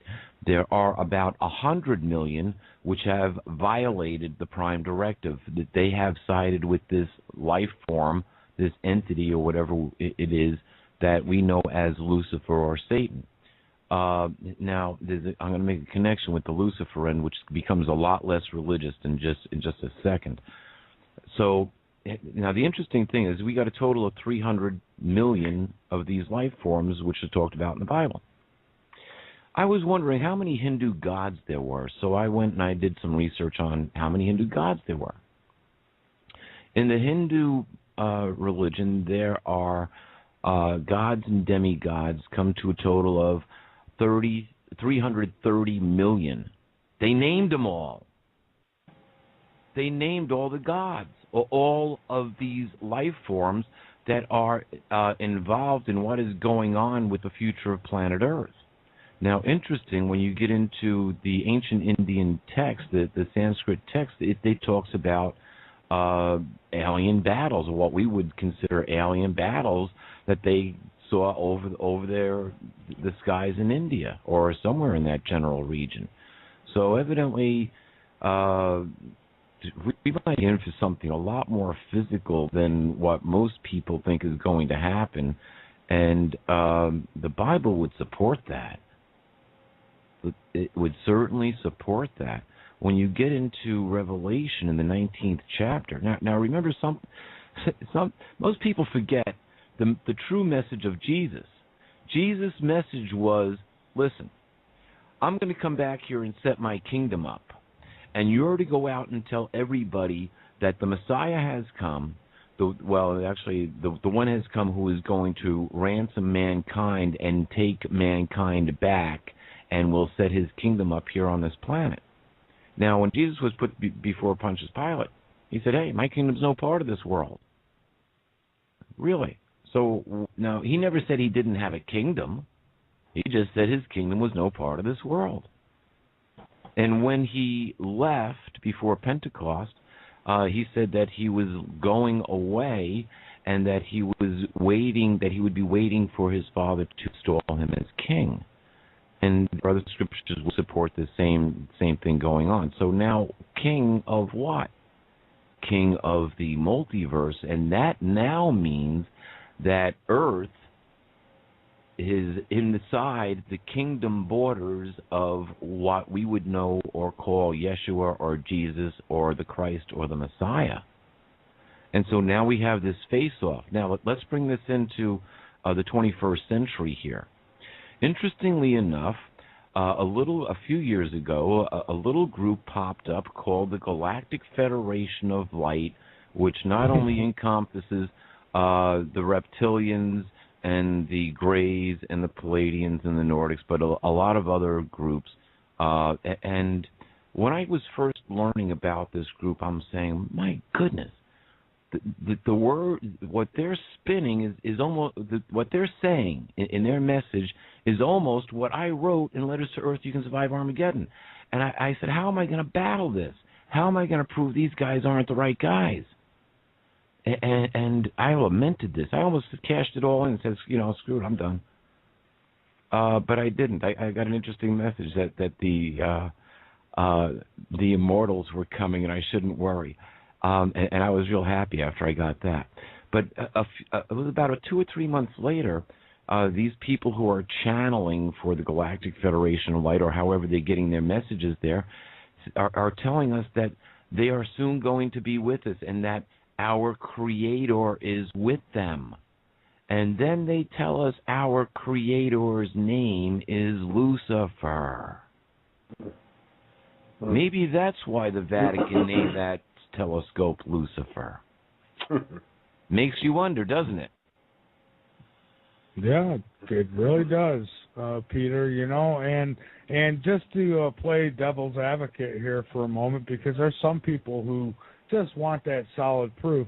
I mean, at the same time, how do we know, like, I believe there's a God. I really do, you know that. But how do we know that, God didn't come from another planet somewhere? And, the things that are described in the Bible are true accounts. And it's like just they're wild accounts of what was going on at that time. I mean, again, if they seen an aircraft in the sky and some man got out of it, they would surely think he was some sort of god. So, yeah. Yeah.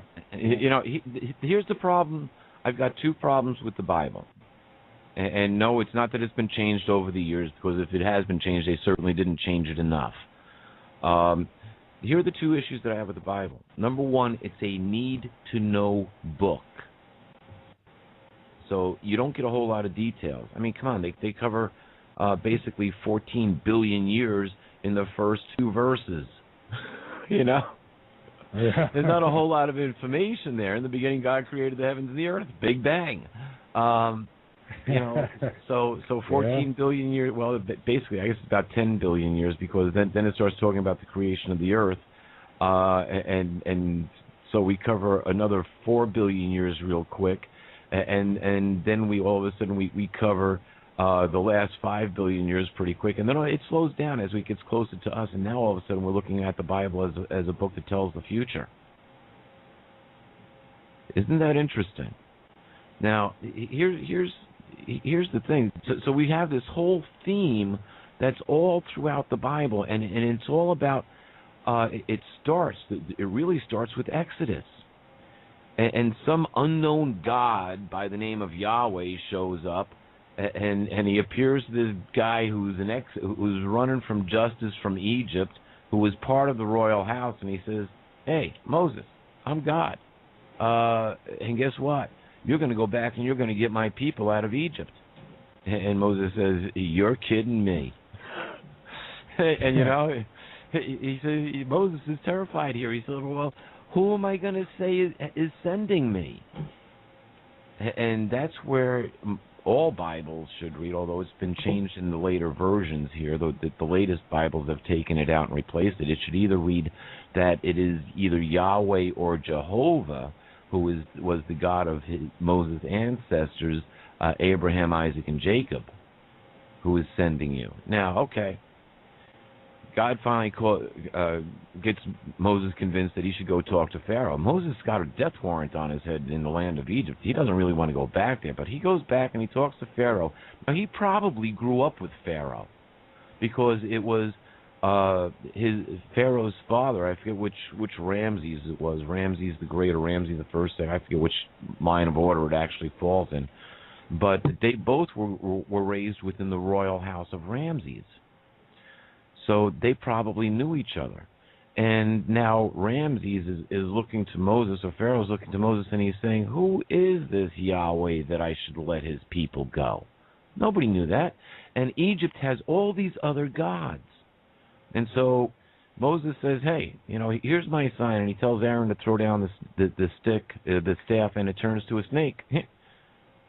Pharaoh must have laughed to himself, because he calls all his wise men and the magic practicing priests, and they all throw down their staffs, and they all turn to snakes. It must have looked like a snake pit in there. And then Moses' staff or snake goes around and eats all the other ones up. So they have the ability to cast some sort of spells or work some sort of incantation at will, according to this record. But when you go on, we see the same type of events that happened in the book of Exodus with all the plagues. We see those same types of things happening today. I mean, we've got all sorts of things happening in this world that we've never seen happen before. And now we've got this thing about Nibiru or Planet X coming in. That gets between us and the sun. It could cause 3 days of darkness. Who knows? Something caused 3 days of darkness in Egypt. I was going to say, which I still have not seen solid evidence on. Yes, I know that there's rogue planets out there, and I know that our government was looking for it and this and that. But, we hear all the time, well, this is it. We got months to go, and it never happened. So, if it's up there, it's hiding pretty damn good, because I've not seen it yet. Well, I've seen something from the feed out of Newmeyer Station that doesn't look normal. Okay, I have seen that, and I'm watching something now that the moon is waning, and I'm still seeing something round in the sky coming up over the horizon at night down at Newmeyer Station. I don't have a clue what it is, but I don't think it's the moon. It should be a half moon, not a full circle that comes up over the horizon. So something's out there. We're seeing things that we haven't seen before, and it started with the meteorites over Russia. Now, exactly what happened there, I don't know. There's, conspiracies about that, but since then we've seen several fireballs, including another one that went off 2 nights ago, I believe it was. 2 or 3 nights ago, they saw a fireball that went right over Washington, D.C. Well, what hurts this stuff sometimes, Peter, is that every comet that's coming this way will be called the Blue Kachina or the this or that, and people jump to the gun, and sometimes it's the more popular figures who do it, so everybody follows along. And then, you get the boy who's cried wolf so many times that when it is real, everyone's like, now, don't even want to hear it. Half the people are like, whatever. Well, We've heard that before. Michael, here's the way I look at it. We definitely have alien contact. We have alien involvement. Even Reagan said it. Reagan stood up before the United Nations. You've seen it. I've seen it.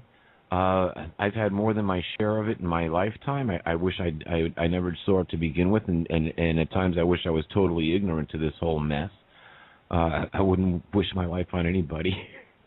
But anyway, so we know it's there. We know it's there. There's been a meeting going on for several days in Washington, D.C. with the press club, and they're trying to get ex-politicians. They're paying ex-politicians to influence the government to start to tell us about, to give us disclosure. Well, what if disclosure comes through the Catholic Church? Never know. They got Lucifer. Yeah.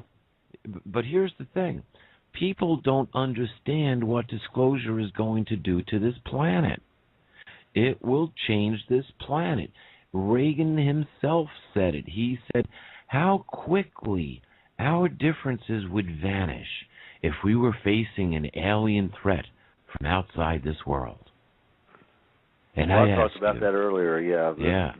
How it would really affect the way everything that we have been brought up to believe if the disclosure comes out, and that's probably one reason that it hasn't. Well, here's an interesting thing. We're coming down to countdown time, and something's going to do this. Now, you can never tell exactly what's going to happen. The Catholic Church, when you look at the prophecies in Revelation, the Catholic Church itself, or I should say the Vatican, is going to feel very, very secure that it has overcome all the obstacles and that it is still large and in charge.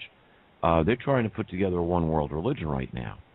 I'll guarantee you that if we have alien contact or disclosure, that the next thing we will have is a one-world government. It's very simple. Very simple.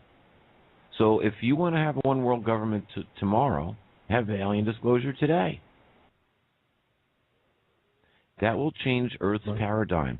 And once the aliens show up and they say, we made you, we really don't, and the religion that we gave you is really in honor of us, and so now that we're here, you really don't need religion anymore. Well, bang. How fast would the nations turn on the Vatican and religion as a whole? Probably pretty quick. They got the okay from the aliens. We don't need religion anymore. So there's a major biblical prophecy fulfilled, and it's after that. That's Revelation 17 and 18.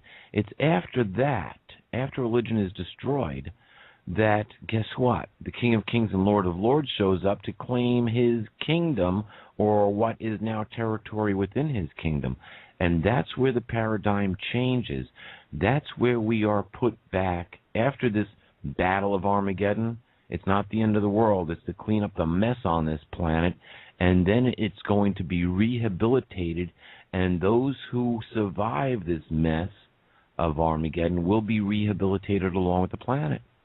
And yeah, we're going to, guess what? We still get to be under alien control, but at least it's the good guys this time. And that's pretty much what it says. This mess is going to be cleaned up. When you get down to Revelation 19:18, the ones who are judged and destroyed are the kings of the earth, the mighty men, the military commanders. Interesting, they make the top of the list, but it's them and all their support group. So, all I can say is what we might be seeing is an actual build-up to a false flag alien occupation. Something to bring this planet to a new world order without blowing it up. Now, interesting, Stanley Fulham, who wrote the book Challenges of Change, he's an ex-NORAD military commander. I believe he was a major at NORAD. And he claimed that aliens gave him the information that we are going to cause major damage on this earth, and they are going to stop it from they're going to stop us from destroying ourselves, and they'll meet with the United Nations sometime in 2014 or 2015 is what Fulham said, to help us get on with the rest of our lives. Now aliens are going to meet with the United Nations. Why would aliens meet with the United Nations unless it was to instruct them to give us a one-world government planet? Makes sense to me. Because last time that they were here, they gave us government and religion. And that's recorded according to the Sumerian text, that's what the Anunnaki said. So, here's an interesting thing.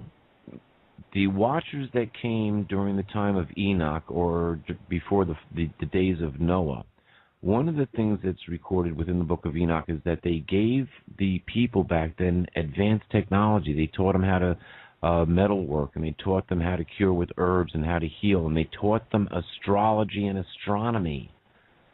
And that just happens to be about 5,125 years ago that all this happened, which is the exact number of years involved in the long Baktun of the Mayan calendar. Now, the Mayans never said that the world was going to end after the end of the Baktun, because the next Bach tune, they said the return of their feathered snake god was going to come. Wait, feathered snake god? Serpent? Let's see. Are we back to the Adam and Eve story in Eden? Yeah, how about that? It all comes full circle. Yeah, I agree. You know, Peter, as far as the UFO thing goes, you know, I've seen those, so I know that they're real. You know, I can't tell you who's driving the damn things, but I know they're real. And I know it's like nothing I've ever seen before. But when it comes to like things like Planet X, because there's conversations going on about that now. You know, Planet X, yes, I've seen the evidence that NASA has tried to locate it, that the government has been looking for it, that the Vatican has looked for it, and that, you know, this thing does really exist somewhere. But, you know, we've been hearing for a long time, oh, it's going to hit 99, and then it's all the Zetas said that it's going to hit in 2003, and then it was 2012, and some people tried to link it with the Mayan calendar, and so on and so forth. So, yeah, I know that this thing exists somewhere, and I know that it's actually been written about in some ancient texts. Yes, absolutely. But where is it right now? I mean, how we've been hearing it's right by the sun. Here's the pictures. Here's the videos. You can't see it unless you're in the southern hemisphere. Then I was told that it's getting close enough now where you can see it in the northern hemisphere. I've tried every trick in the book that has been put in videos, and I myself have not yet been able to see it. And, you know, you could go ahead and point that glows off the sun all you want. That's not enough for me. If this thing's as big as they say it is, and if it's as close as they say it is, we should see it. So it might be there and not that close yet. But if it's where I've been being told that it's passing around the sun, hell yeah, we should see that thing. Well, we would see it sooner or later because, you know, what is it, just keeping opposite of us? Is it on the same trail as we are, which always keeps it behind the sun? Sooner or later in the Earth's orbit, you're going to see this thing pop out from behind the sun, and it's going to pop out a long ways. We've got other things that are floating around that nobody's telling us about, and I think that that's what people are seeing from time to time. I don't think that Planet X itself is close enough that we would be able to go pick it out and say, yeah, that's it. I don't think we can see it quite yet. Okay, but now here's the thing. When you read what is recorded in Revelation, the 6th chapter, the 12th through 15, an event that sounds very much like what Planet X might be, or actually it sounds more like a brown dwarf star, which comes between us and the Earth, us and the Sun. It comes in between the Earth and the Sun somehow. What is described there starts off with a great earthquake. And then it says that the sun is turned as black as sackcloth of hair, so we're not going to see the sun. Interestingly enough, for 3 days they didn't see the sun in Egypt. It says that the stars would fall from heaven. So we're going to see what appears to be shooting stars or meteorites coming in through the sky, through the nightly skies. It says that the islands and the mountain groups themselves would be displaced, or they would be removed. It also says that the heavens themselves would be rolled up like a scroll. So when you look up at the stars, it would be like all of a sudden all the stars are disappearing for some reason. From one side to the other side, as you look up at the night sky, those stars are going to be disappearing, yet we're going to be seeing shooting stars that are going to be coming through our atmosphere at an unbelievable rate. A brown dwarf star, it rains iron, and there is an iron oxide trail to it. So there are small iron particles, and small iron particles coming through our atmosphere would look just like shooting stars. Exactly like shooting stars. Yeah. Now, so these things all happen, and then John says that the leaders of the world, the rich and the powerful and the kings and the military commanders try to hide themselves in the deep underground bunkers. It says they call out to the rock masses and to the mountains to cover them over, to hide from the day of the great day of God the Almighty and the judgment of the Lamb. So it's tied in here again with some extraterrestrial event. So right after these things happen, something comes about which is called the day of Yahweh or the day of God or the day of Jehovah, the day of Yahuwah.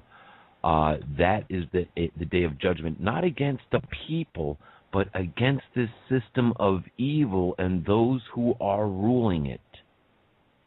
And there's a difference. Well, now let's take a look at the people that are ruling the system. Well, we know who they are. They're the royals, the Queen. We got the Vatican involved. We got the Rothschild banking cabal involved. And for some reason, they all have this connection back to Molech, which was an ancient god that required live child sacrifice. He's known as the god Baal, whom the Israelites were essentially wiped out of Israel the first time for, and the second time for.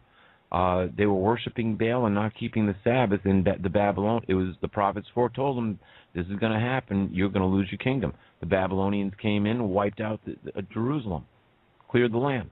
70 years they were taken off the land. The disciple Stephen stood before the Sanhedrin. He quoted the prophet Amos, and he said the same thing. He said, was it to me, O Israel, to whom you worshipped those 40 years in the wilderness? No, it was to the tent of Molech and to the god of the star Raphan to whom you worshipped. Now, when you start to do research, we find out that at this juncture, the Egyptians worshipped Molech as the god Seth. And guess what? Seth is a homosexual god. Interesting. Let's see. How many states have homosexual marriage now? Same-sex marriage? Didn't another one just pass today? Or yesterday? I believe so. Yeah. Interesting. Okay. Now, this same God requires live child sacrifice. Where do 500,000 children a year vanish to? Well, some are sold into the sex trade, and when they're used up, they're murdered. Bodies disposed of, never to be seen of again. But does that happen to all of them? And we know by the work of Kevin Annett that children who are going to the state or the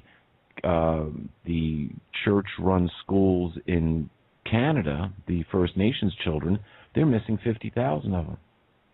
And there's been witnesses that 10 were forced to kiss Queen Elizabeth's feet, were put into a van and never seen again. What happened to those children? You see, and so now we have to bring up this whole thing about Molech worship, because we know that's the god that they worship at Bohemian Grove. We know that's one of the patron gods of Skull and Bones. And so the same story comes up out of the ancient gods. And who are they worshiping? Indeed, it's Lucifer all over again. And so now we got the Galactic Federation of Light coming in. We've got UFOs and aliens. We've got all these stories that are going around as people don't know what to believe. They think that we're going to be saved. Yeah, eventually, but we got to get past the nonsense first. Hey, Peter. Yeah. How you doing, buddy? Hey, good. Are you back, Rascala? I've had some issues back and forth, but I've been listening. We all have issues. I wanted to throw this out for you. How about the Olympics, when they brought out that thing that looked like a baby? Did you see that? Oh, yeah. Very symbolic. Very symbolic. I got from that the Antichrist was official. That was the official notification that the Antichrist is born. What do you think? Not necessarily the Antichrist, but the Antichrist system, I guess would probably be a better way to put it. The New World Order is born, yes. And it ends with the octopus letting us know that they have their tentacles into everything. Right. It takes you back to an old James Bond movie. What was it? Where it was one of the early ones where everybody had this tattoo of the octopus. showing it was like Spectre having its tentacles into everything or something like that. So yeah, that's what we're facing. That was so in my face evil. I just couldn't. The whole thing. I mean, if you just watch some of the celebrations that they had, the way that the people were dressed, and the actions that they were making, and it was just I couldn't understand how everybody was enjoying that. I could only watch a couple of seconds of it, and I had to turn it off. I didn't want to have anything to do with it. I loved the poppy worshiping ceremony, where they had a moment of silence to the poppy, which has brought more misery to this world and has made the House of Windsor more money than any other enterprise that they've been in. That poppy, like in the plant poppy? Yeah. They had a moment of silence to honor the poppy for all. First, they had their little World War I skit, and then after the World War I skit was over, they honored the poppy because it was through the healing powers of the poppy that made these soldiers be able to bear the pain that they were under. They actually had a moment of silence for the poppy. Yeah. And then you wonder why Afghanistan is now close to controlling 90% of the opium production in the world. They've had 3 record crops, 3 record years in a row. This year is predicted to be the highest, and you wonder why the CIA has been involved in there ever since Russia was there. Now you got the CIA, you got NATO, you got MI6. I'm sure is involved, all controlling the opium trade. So let's have a minute to. Can we please have a moment of silence to honor the poppy? Amazing. No, you're talking. Come on, let's have our moment. Hey, we lost Kyle. He dropped off, so I do want to say, in respect to him, Kyle, if you don't get back, thank you so much for being a guest on the show tonight. And Kyle, his websites are linked up over at latenightinthe-midlands.com. But his call just dropped on us, and we're down to the last 10 minutes. So, if you can make it back, come back. Yeah. So anyhow, go ahead, Peter. I was just going to say, this is all culminating at the same time, and it's in your face. It's in your face. Yeah. There's actually, I just want to address a question in the that was in the chat room. This is actually, let's see. I think it was Mike that had asked this. He posted a link about I guess you guys were talking about it earlier, this spacecraft or whatever it is that's going around this coal pile. It looks a lot like the Nazi bell. It really does. It looks a lot like the Nazi bell. But, I would imagine that they would have some sort of way more sophisticated aircraft than what this is. So this could possibly be a remote-controlled drone that's using that same type of technology.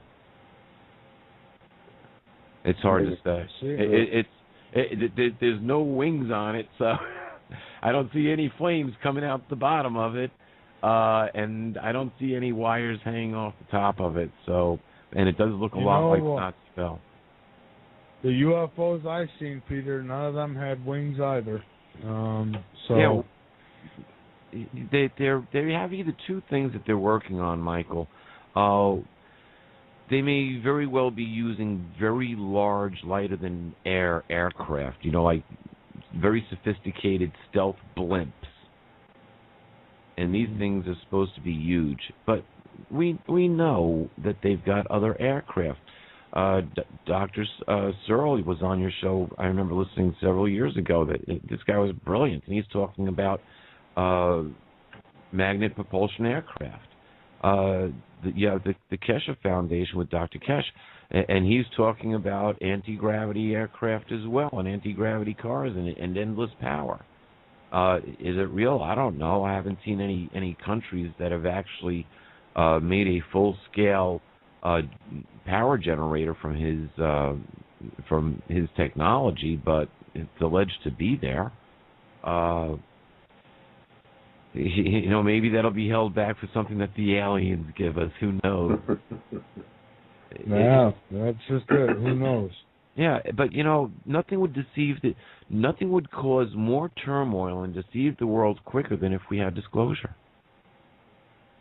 You think that would cause more problems than it would solve? Yeah, Riscola, from a couple of different viewpoints. Even if it was like, let's take the Star Trek scenario where we first make contact.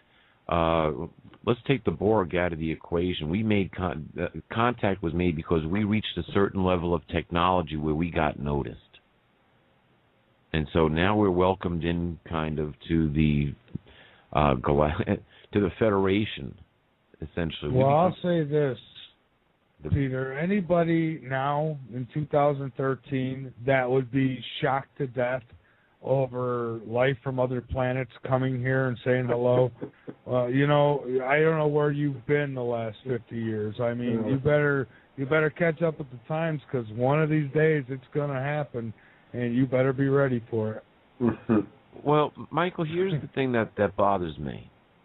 When you look at the scriptures, it seems that the life forms that we're dealing with are mostly interdimensional life forms.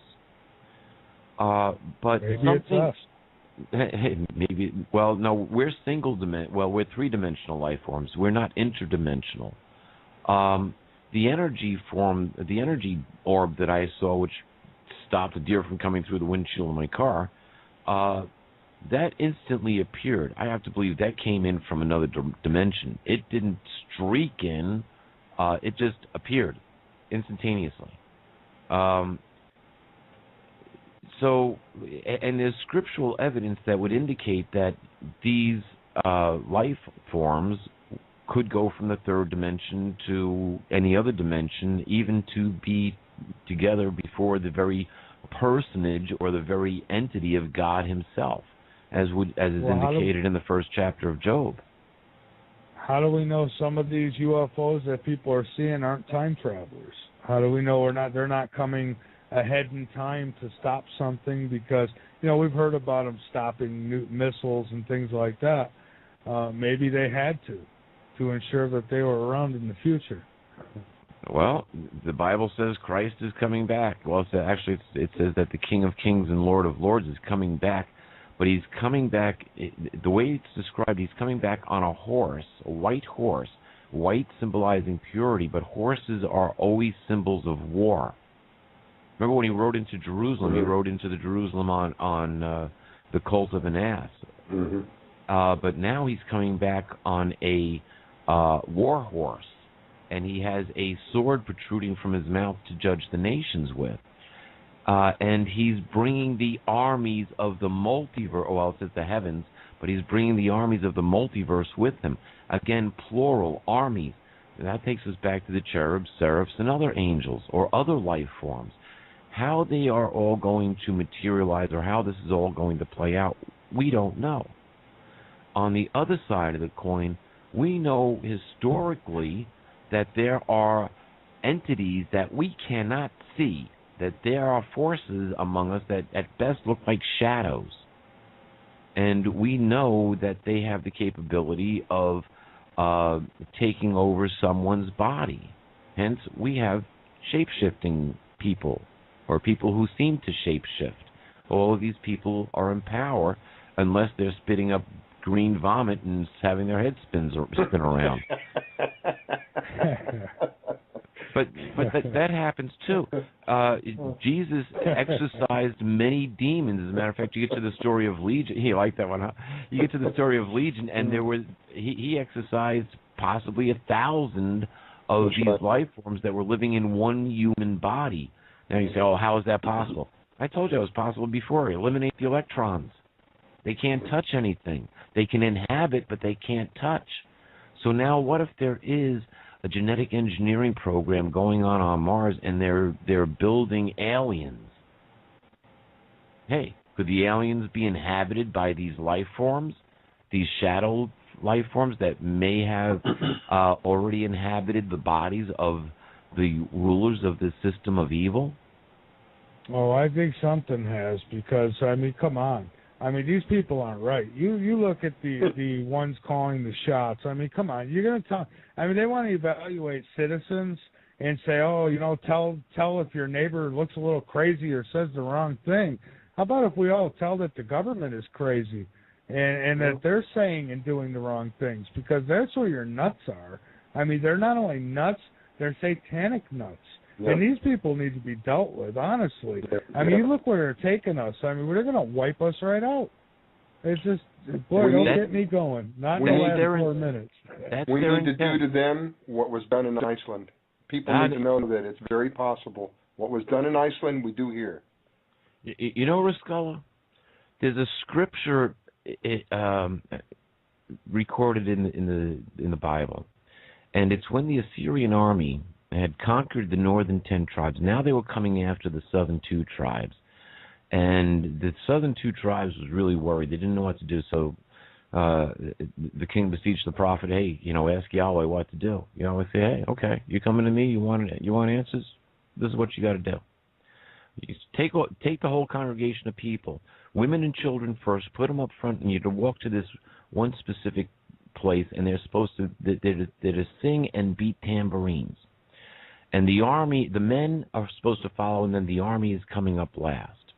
And when they get to this one location, it's like a cliff. They're looking down upon the plain where the Assyrian army is laid out. And the Assyrians are fighting each other to the death. War breaks out among the different groups within the Assyrian army, and they're slaughtering each other right before the eyes of God's people. Wow. Yeah, so there's not a whole lot that we have to do. All we have to do is get out of the way and watch. And the same thing is going to happen, because we already know there are people out there that say, I'll give up my gun when you unwrap my cold dead fingers from it. And it's not that they have just one gun. They've got tons of guns and tons of ammunition. They're ready to go to war with somebody. You can't win a war with a government that's got drones. And war isn't the answer. You're 100% correct. Jesus said, if you live by the sword, you're going to die by the sword.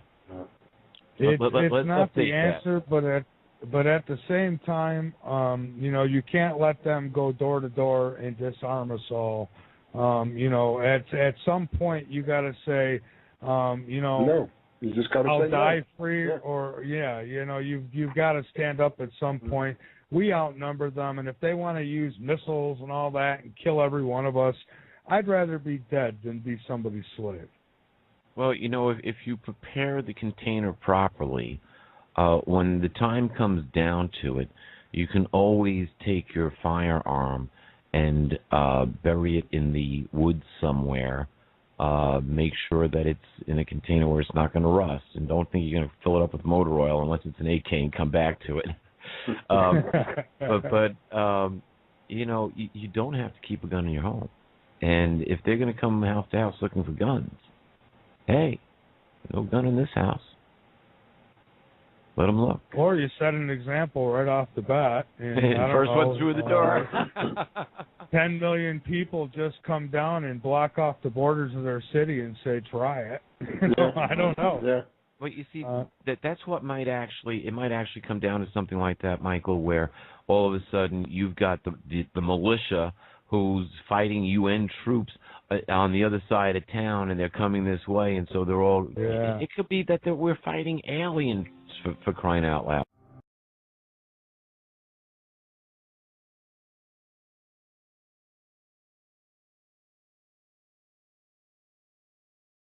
UFO reports from around the world and all the states, and there's some really good witnesses and good pictures that are turned in that he reports, and but this is not something you see in the mainstream media, and most people just don't see it, and they still look at it as science fiction, but it's much more than that. That's right. And Kyle, I think one of the biggest reasons that they have kept the UFO phenomena under as much wrap as they can, I think it's because of the energy, the way they're powering these crafts. I think that they don't want that free energy, I'll call it, to get in the hands of the people. I think that's one of the biggest reasons. That's probably a good theory, I'm a firm believer in that. Money talks, and the big oil companies run the show and making their millions and billions of profits. So all of a sudden we get this great cheap energy and power source that these things are powered by. Who knows what it is? But I'm sure we've gotten. You've heard about the back engineering that supposedly we have done when we have gotten like the crashed UFOs at Roswell, and look how quickly we came forward with a lot of technology. And I'm sure we've gotten other technology. There's those reports out there that says even that we've had contact. The government's had contact with aliens, and they know their agenda, and they've worked out a deal with them over the years. But maybe that's part of the reason they didn't want us to know, because they worked out a deal, because there are alien abductions that's happening, and people are going to know, why do you let this happen? Why do you let it occur? So right, that and part of it. I would think there probably would have to be some kind of deal, because why would these alien beings, these UFOs, why would they show up in our skies and not land and say, hey, we're here? So, exactly. And it's not like they don't want to be seen. I mean, because they sometimes seem to toy with people. Exactly. Like I said, I think when they want to be seen, they're going to make it easy. But yeah. Well, I hope it's soon. What I worry about, too, though, is there's so much out there now about the government using a false flag alien attack as part of their agenda. And, I would hate for a real, extraterrestrial to land and try to say, hey, I'm here in peace, and people beat the snot out of them. Yeah. So. Well, and how would people react, I mean, look what we did to the American Indians, Yeah, exactly. We showed up, and we were basically alien. The white man was alien to them when they came from Europe, and look, it didn't turn out too well for them, did it? No, not at all. Now, what about crop circles, Kyle? What do you think's going on there? Why do you suppose they're making these things? And I look at some of them, and it almost looks like they have planets in these designs. Like, I don't know. Yeah, I mean, some of them, the shape of those is just unbelievable. And like you said, they're planetary maps, or they're some kind of message, but they're just amazing at some of the crop circles you see, and especially over in England, it seems like a lot come out of there. And, the theory that it was two old guys that go out with a board, plank, and rope that are making these, yeah, they might have made a couple of circles, but some of the amazing crop circles that you see, there's no way, and those things just appear in a matter of minutes sometimes. It would take somebody, hours or days to make those in the cornfields or the wheat fields. So I think there's something to it, Maybe they're sending us a message, or, again, there's people out, which is sort of unusual for this area. Has some reports of sighting on New Year's Eve this year. Some real credible witnesses there, some teachers that I know. In fact, I was talking to one of them again today about her sighting. And my sister actually saw it, and she tried to get a hold of me. And what's real weird about that is she said that her cell phone wouldn't work when she saw it, and she saw it with some other folks. They were out, and they were going to shoot some fireworks for New Year's. And she said, I tried to call you, and the cell phone wouldn't work. So I go inside and get on the computer and try to get on Facebook, and it wouldn't work. So I don't know if it's coincidence or excitement or what. So, of course, I didn't get to see it because I wasn't contacted, but it wasn't without someone trying. But there's been a lot of sightings in the last few months here in my neck of the woods. So I hope if there's any listeners out there and they've had any sightings here in Appalachia, they'll call in tonight. Absolutely. And, 2012 seemed to be a huge year for UFO sightings around the world. Now, why do you think? Do you think they're trying to tell us something, or? Yeah, I think that maybe, I think every so often they come back and, if they want to be seen, they're going to be seen. If they don't want us to see them, they'll hide. But I think maybe, I think we're about ready for a huge wave of UFO sightings, sort of like back in 1973. And as you said, there was a lot around the world and a lot here in the United States, and it seems like they're continuing here in 2013.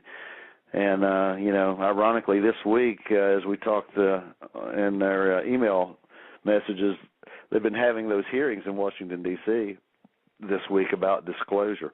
And they've been having a lot of witnesses there testifying on some of the... Yeah, I think Dr. Roger Lear is actually one of the people who are speaking there. Yeah, there's been some great folks. You had the military officers that, from what I think is one of the best cases ever, which was the Bentwaters Air Force Base in Rendlesham, England, Rendlesham Forest area, and they were there testifying again. They have in the past. And, that happened back in 1980. I mean, here you had the colonel of the U.S. Air Force Base, which was a high-level, high-security area because it was a nuclear facility, and also the sergeant, James Peniston, who was over the military police on that base. I mean, and several others were witnesses up close and personal to this UFO. And, I mean, you can't get any better than that. I mean, it's like, with Edgar Mitchell and Gordon Cooper, guys like that are coming forward now and giving their testimony. And, it's not just the two old guys with a six-pack down the riverbank fishing anymore that's reporting these UFOs. We're getting credible witnesses, and they're coming forward now. And, they're tired of the government keeping this a secret from everyone. And I'm hoping that, we're getting closer to disclosure. And I know those meetings this week are all about that. So let's see what happens. You know what I say, Kyle, all the time is that we've already had disclosure. Right now we're just, we're being lied to. But, I mean, for the most part, for people like yourself and me, we know that it's real. We know that it's going on. And we're just waiting for the government to finally get caught up in their lies. But, here you got credible people, like you said, who are testifying. Now, if these same people testified that they seen you or I breaking in a store, we'd be locked up. Exactly. But because they're talking about UFOs, nobody wants to listen. Yeah, there's still those skeptics out there, but I'm telling you, I have so many people when they come on and they'd stop and they would look at it. And it turns out that this was also seen over in Pikeville, Kentucky, which is about 30 miles from here, and a few other little towns around Pikeville and here in Williamson, so eastern Kentucky, southern West Virginia. And it was there hovering for about 2 hours. And, it's for those that might want to, if they haven't seen it, you can go to YouTube and type in Virgie, Kentucky UFO. That's VIRGIE. That's another little town outside of Pikeville. And there was an amateur astronomer. He's also a science teacher that got some real good photos and footage through a telescope, and it's on YouTube. So those that might be interested in seeing this, it would get real bright and it would get dim. It was almost translucent at times, and it was sort of oblong shaped. Now, what I noticed about it and what I wrote about in the newspaper article that I did is that I started seeing all these jets flying by right near this object, and they were leaving all these chemtrails, and eventually it just disappeared. But I don't know, if it was from so many chemtrails, but it was there, like I say, for a long time, and there was turns out there was hundreds of witnesses because I kept getting messages from people on Facebook and phone calls for a couple of weeks, and even now, sometimes somebody will say, "Hey, what was that? Did you ever find out?" And I saw it too. So it was just a really great sighting, one of the best, and the first one I've had in a long time personally. And what I like about it is, it was, like I said, it was daytime sighting, and there were so many other witnesses, and they were credible witnesses too. And there was reports into 911, some of the state police agencies and deputy sheriff's offices also received calls because so many people were seeing this strange object. So that was a big one, and it's not been that long ago. Kyle, I've had 2 sightings since I've come to South Carolina, and then I had a few when I was back in Rochester, New York. But the last couple that I had, and they were again here in Carolina, were just amazing. One was it was on Christmas Eve. And this thing, it was the same thing. There was chemtrails. The planes were chemtrailing like crazy up there. and this thing appeared out of one of the chemtrails. It was like something from the Jetsons. I mean, it was just a disc with a bubble on top and a bubble on the bottom. Wow. And it come out from behind the chemtrail, and then it went back behind it. Then it come out again, and it kept doing it like it was playing hide and seek. And my wife went in and got me binoculars, and I focused in on this thing. And, I mean, I could see it as clear as day. Just never seen anything like it before in my life, except for maybe on TV. Right. Well, you mentioned your wife.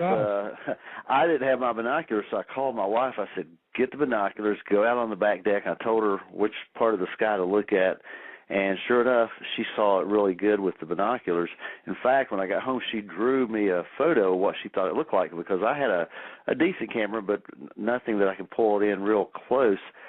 But her drawing turned out to be just like the one that this Epling guy with his real good telescope that he got pictures and video from looked just like that. Because, like I say, it was sort of oblong, but it was vertical, not horizontal. So, it was just very strange. And like I say, a lot of witnesses.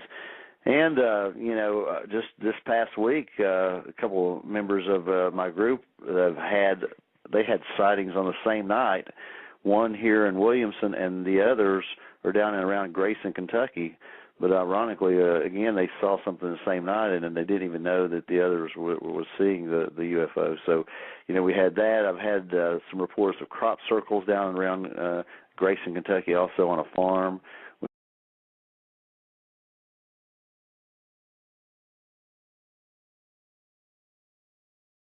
Is a nationally respected UFO researcher and author.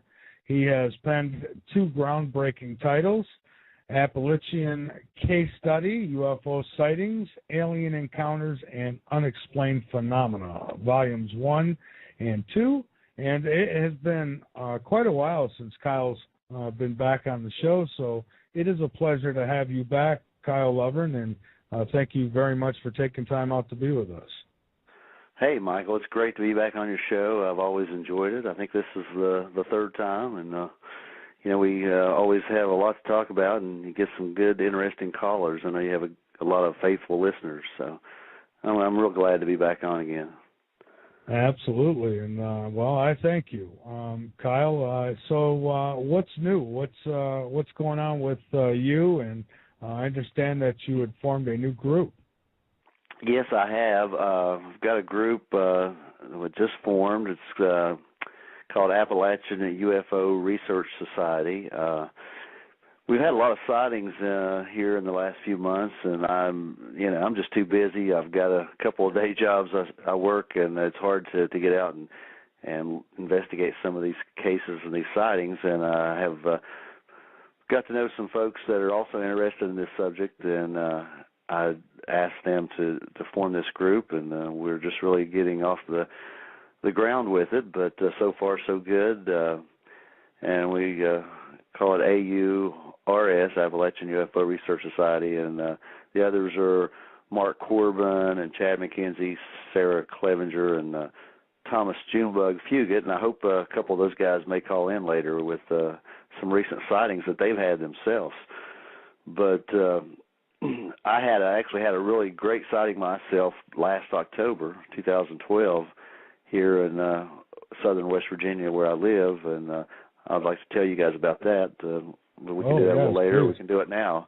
Well, I work at a newspaper, of course, as a lot of people may or not know. I'm a journalist, and I had actually taken a long lunch on this day, but it was a beautiful day, blue skies and sunshine, and I came back in a little late that afternoon, and one of my fellow reporters there said, "Where have you been?" She said, "Phone's ringing off the hook. People are seeing a UFO." I said, "Oh, you're kidding," because she said, "No, I'm serious," She said, "In fact, my husband's one of them. He works at the local railroad yard here. We have a pretty big railroad yard, North Fork and Southern." And she said he and his fellow employees had just went outside, and they saw this UFO. It was a daytime sighting. And so I thought, wow, that's pretty cool. And about 5 minutes later, I got a call from a lady. She said, "Hey, I know you're interested in this. You've written a couple books. You know who I am." And she says, we've been watching this UFO, and it's still there. I said, you're kidding, it's still there. So I, of course, went outside. We're in a little small town, but it's a street down the main street of where we are here in Williamson, West Virginia.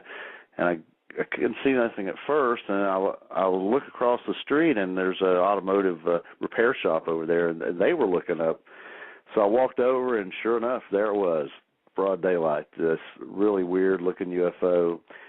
And apparently it had been there for a while because, like I say, I'd got the call after it had probably been viewed for and witnessed for about an hour. And I run back over and get my camera, tell some of the other employees that I work with at the Williamson Daily News. They came out, so they were witnesses. All the people that worked at the automotive shop and some of their customers, they were witnesses. And everybody that was driving by were like, what's going on? Talk to me about a sighting. You know, they'll say, well, I wasn't sure. I didn't believe until I saw it myself, you know, and then they turns their completely around on the way they view this, and that happens all the time. So, you know, but you know, there's a lot of people that just don't notice things. How often do they look up toward the sky? You know, I know you and myself and some of the other folks. Yeah, you know, when I go out and it's a clear night, I'm walking my dog, I'm always looking up, hoping to see something. And you know, me too. And I'm sure you know we will again, but. You know, it is a shame that we've been lied to all this time, and it's time they come clean and come forward and let us know what's happened since Roswell back in '47 and the cases that continued. You know, there's supposedly another crash out there in New Mexico around the Roswell area near that time. And you had the Braxton County, West Virginia case in '52, and you can just go on up until now. You know, there's been so many good, solid cases with good witnesses over the years. And, you know, and I can understand at that time they didn't know what was going on and socially and religiously and why they were probably afraid to come forward and tell everybody. My Lord, this is 2013. I think people can accept it now. I mean, if you take a poll, the majority of people out there believe, and, you know, come on and come forward and tell us what's going on, you know, and let us know what evidence they have and what they know about this phenomena. Exactly, and for the ones who might not be able to handle it right away, we have therapists for those people. Yeah. You know. Well, you know yeah, go ahead. Go ahead. No, go ahead, Kyle.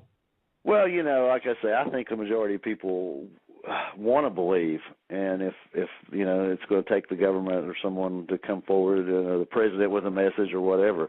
But you know, yeah, there's probably still going to be those that say, oh, they're lying. There's still those people out there that think we didn't land on the moon, and maybe they have something there. I don't know. Maybe that is a good conspiracy theory, but you know, there's just again, like we just mentioned, too many great witnesses out there that have seen something. They've come forward now. I mean, you've got guys like Dr. Edgar Mitchell, who was the sixth man to walk on the moon, a brilliant man, a NASA astronaut. Gordon Cooper, one of the first NASA astronauts that have come forward now and with their testimony, and these officers at the Air Force Base in Rendlesham, England, you know, back in 1980, the experiences they've had, and there's just been so many other, you know, we've had presidents that have seen UFOs, you know, Jimmy Carter or Ronald Reagan both reported seeing UFOs. So, you know, it's time to come clean. I mean, I just don't understand the reasoning anymore. You know, I think that as far as the moon goes, I think that if there's anything fake there at all, it is the fact, I think that we really went to the moon. I could, however, buy that with the footage we were shown could have been something they did in a studio maybe, because maybe what they did get up there, they, you know, didn't want to share with us. So, but well, yeah, as far as us not going, I don't believe that. Right, me either. I think we went too, but, you know, there are those that believe we didn't, and the footage was done out in the desert, and you know, to make it look like it, because they wanted the Russians to think we beat them there. So who knows? But regardless, you know, it shows you what can be done. But you know, sure. With today's technology too, you're seeing so many people with good digital cameras, video cameras, and getting good pictures now, and you know, you see it. I get an email every week from George Filer, Filer's Files, that has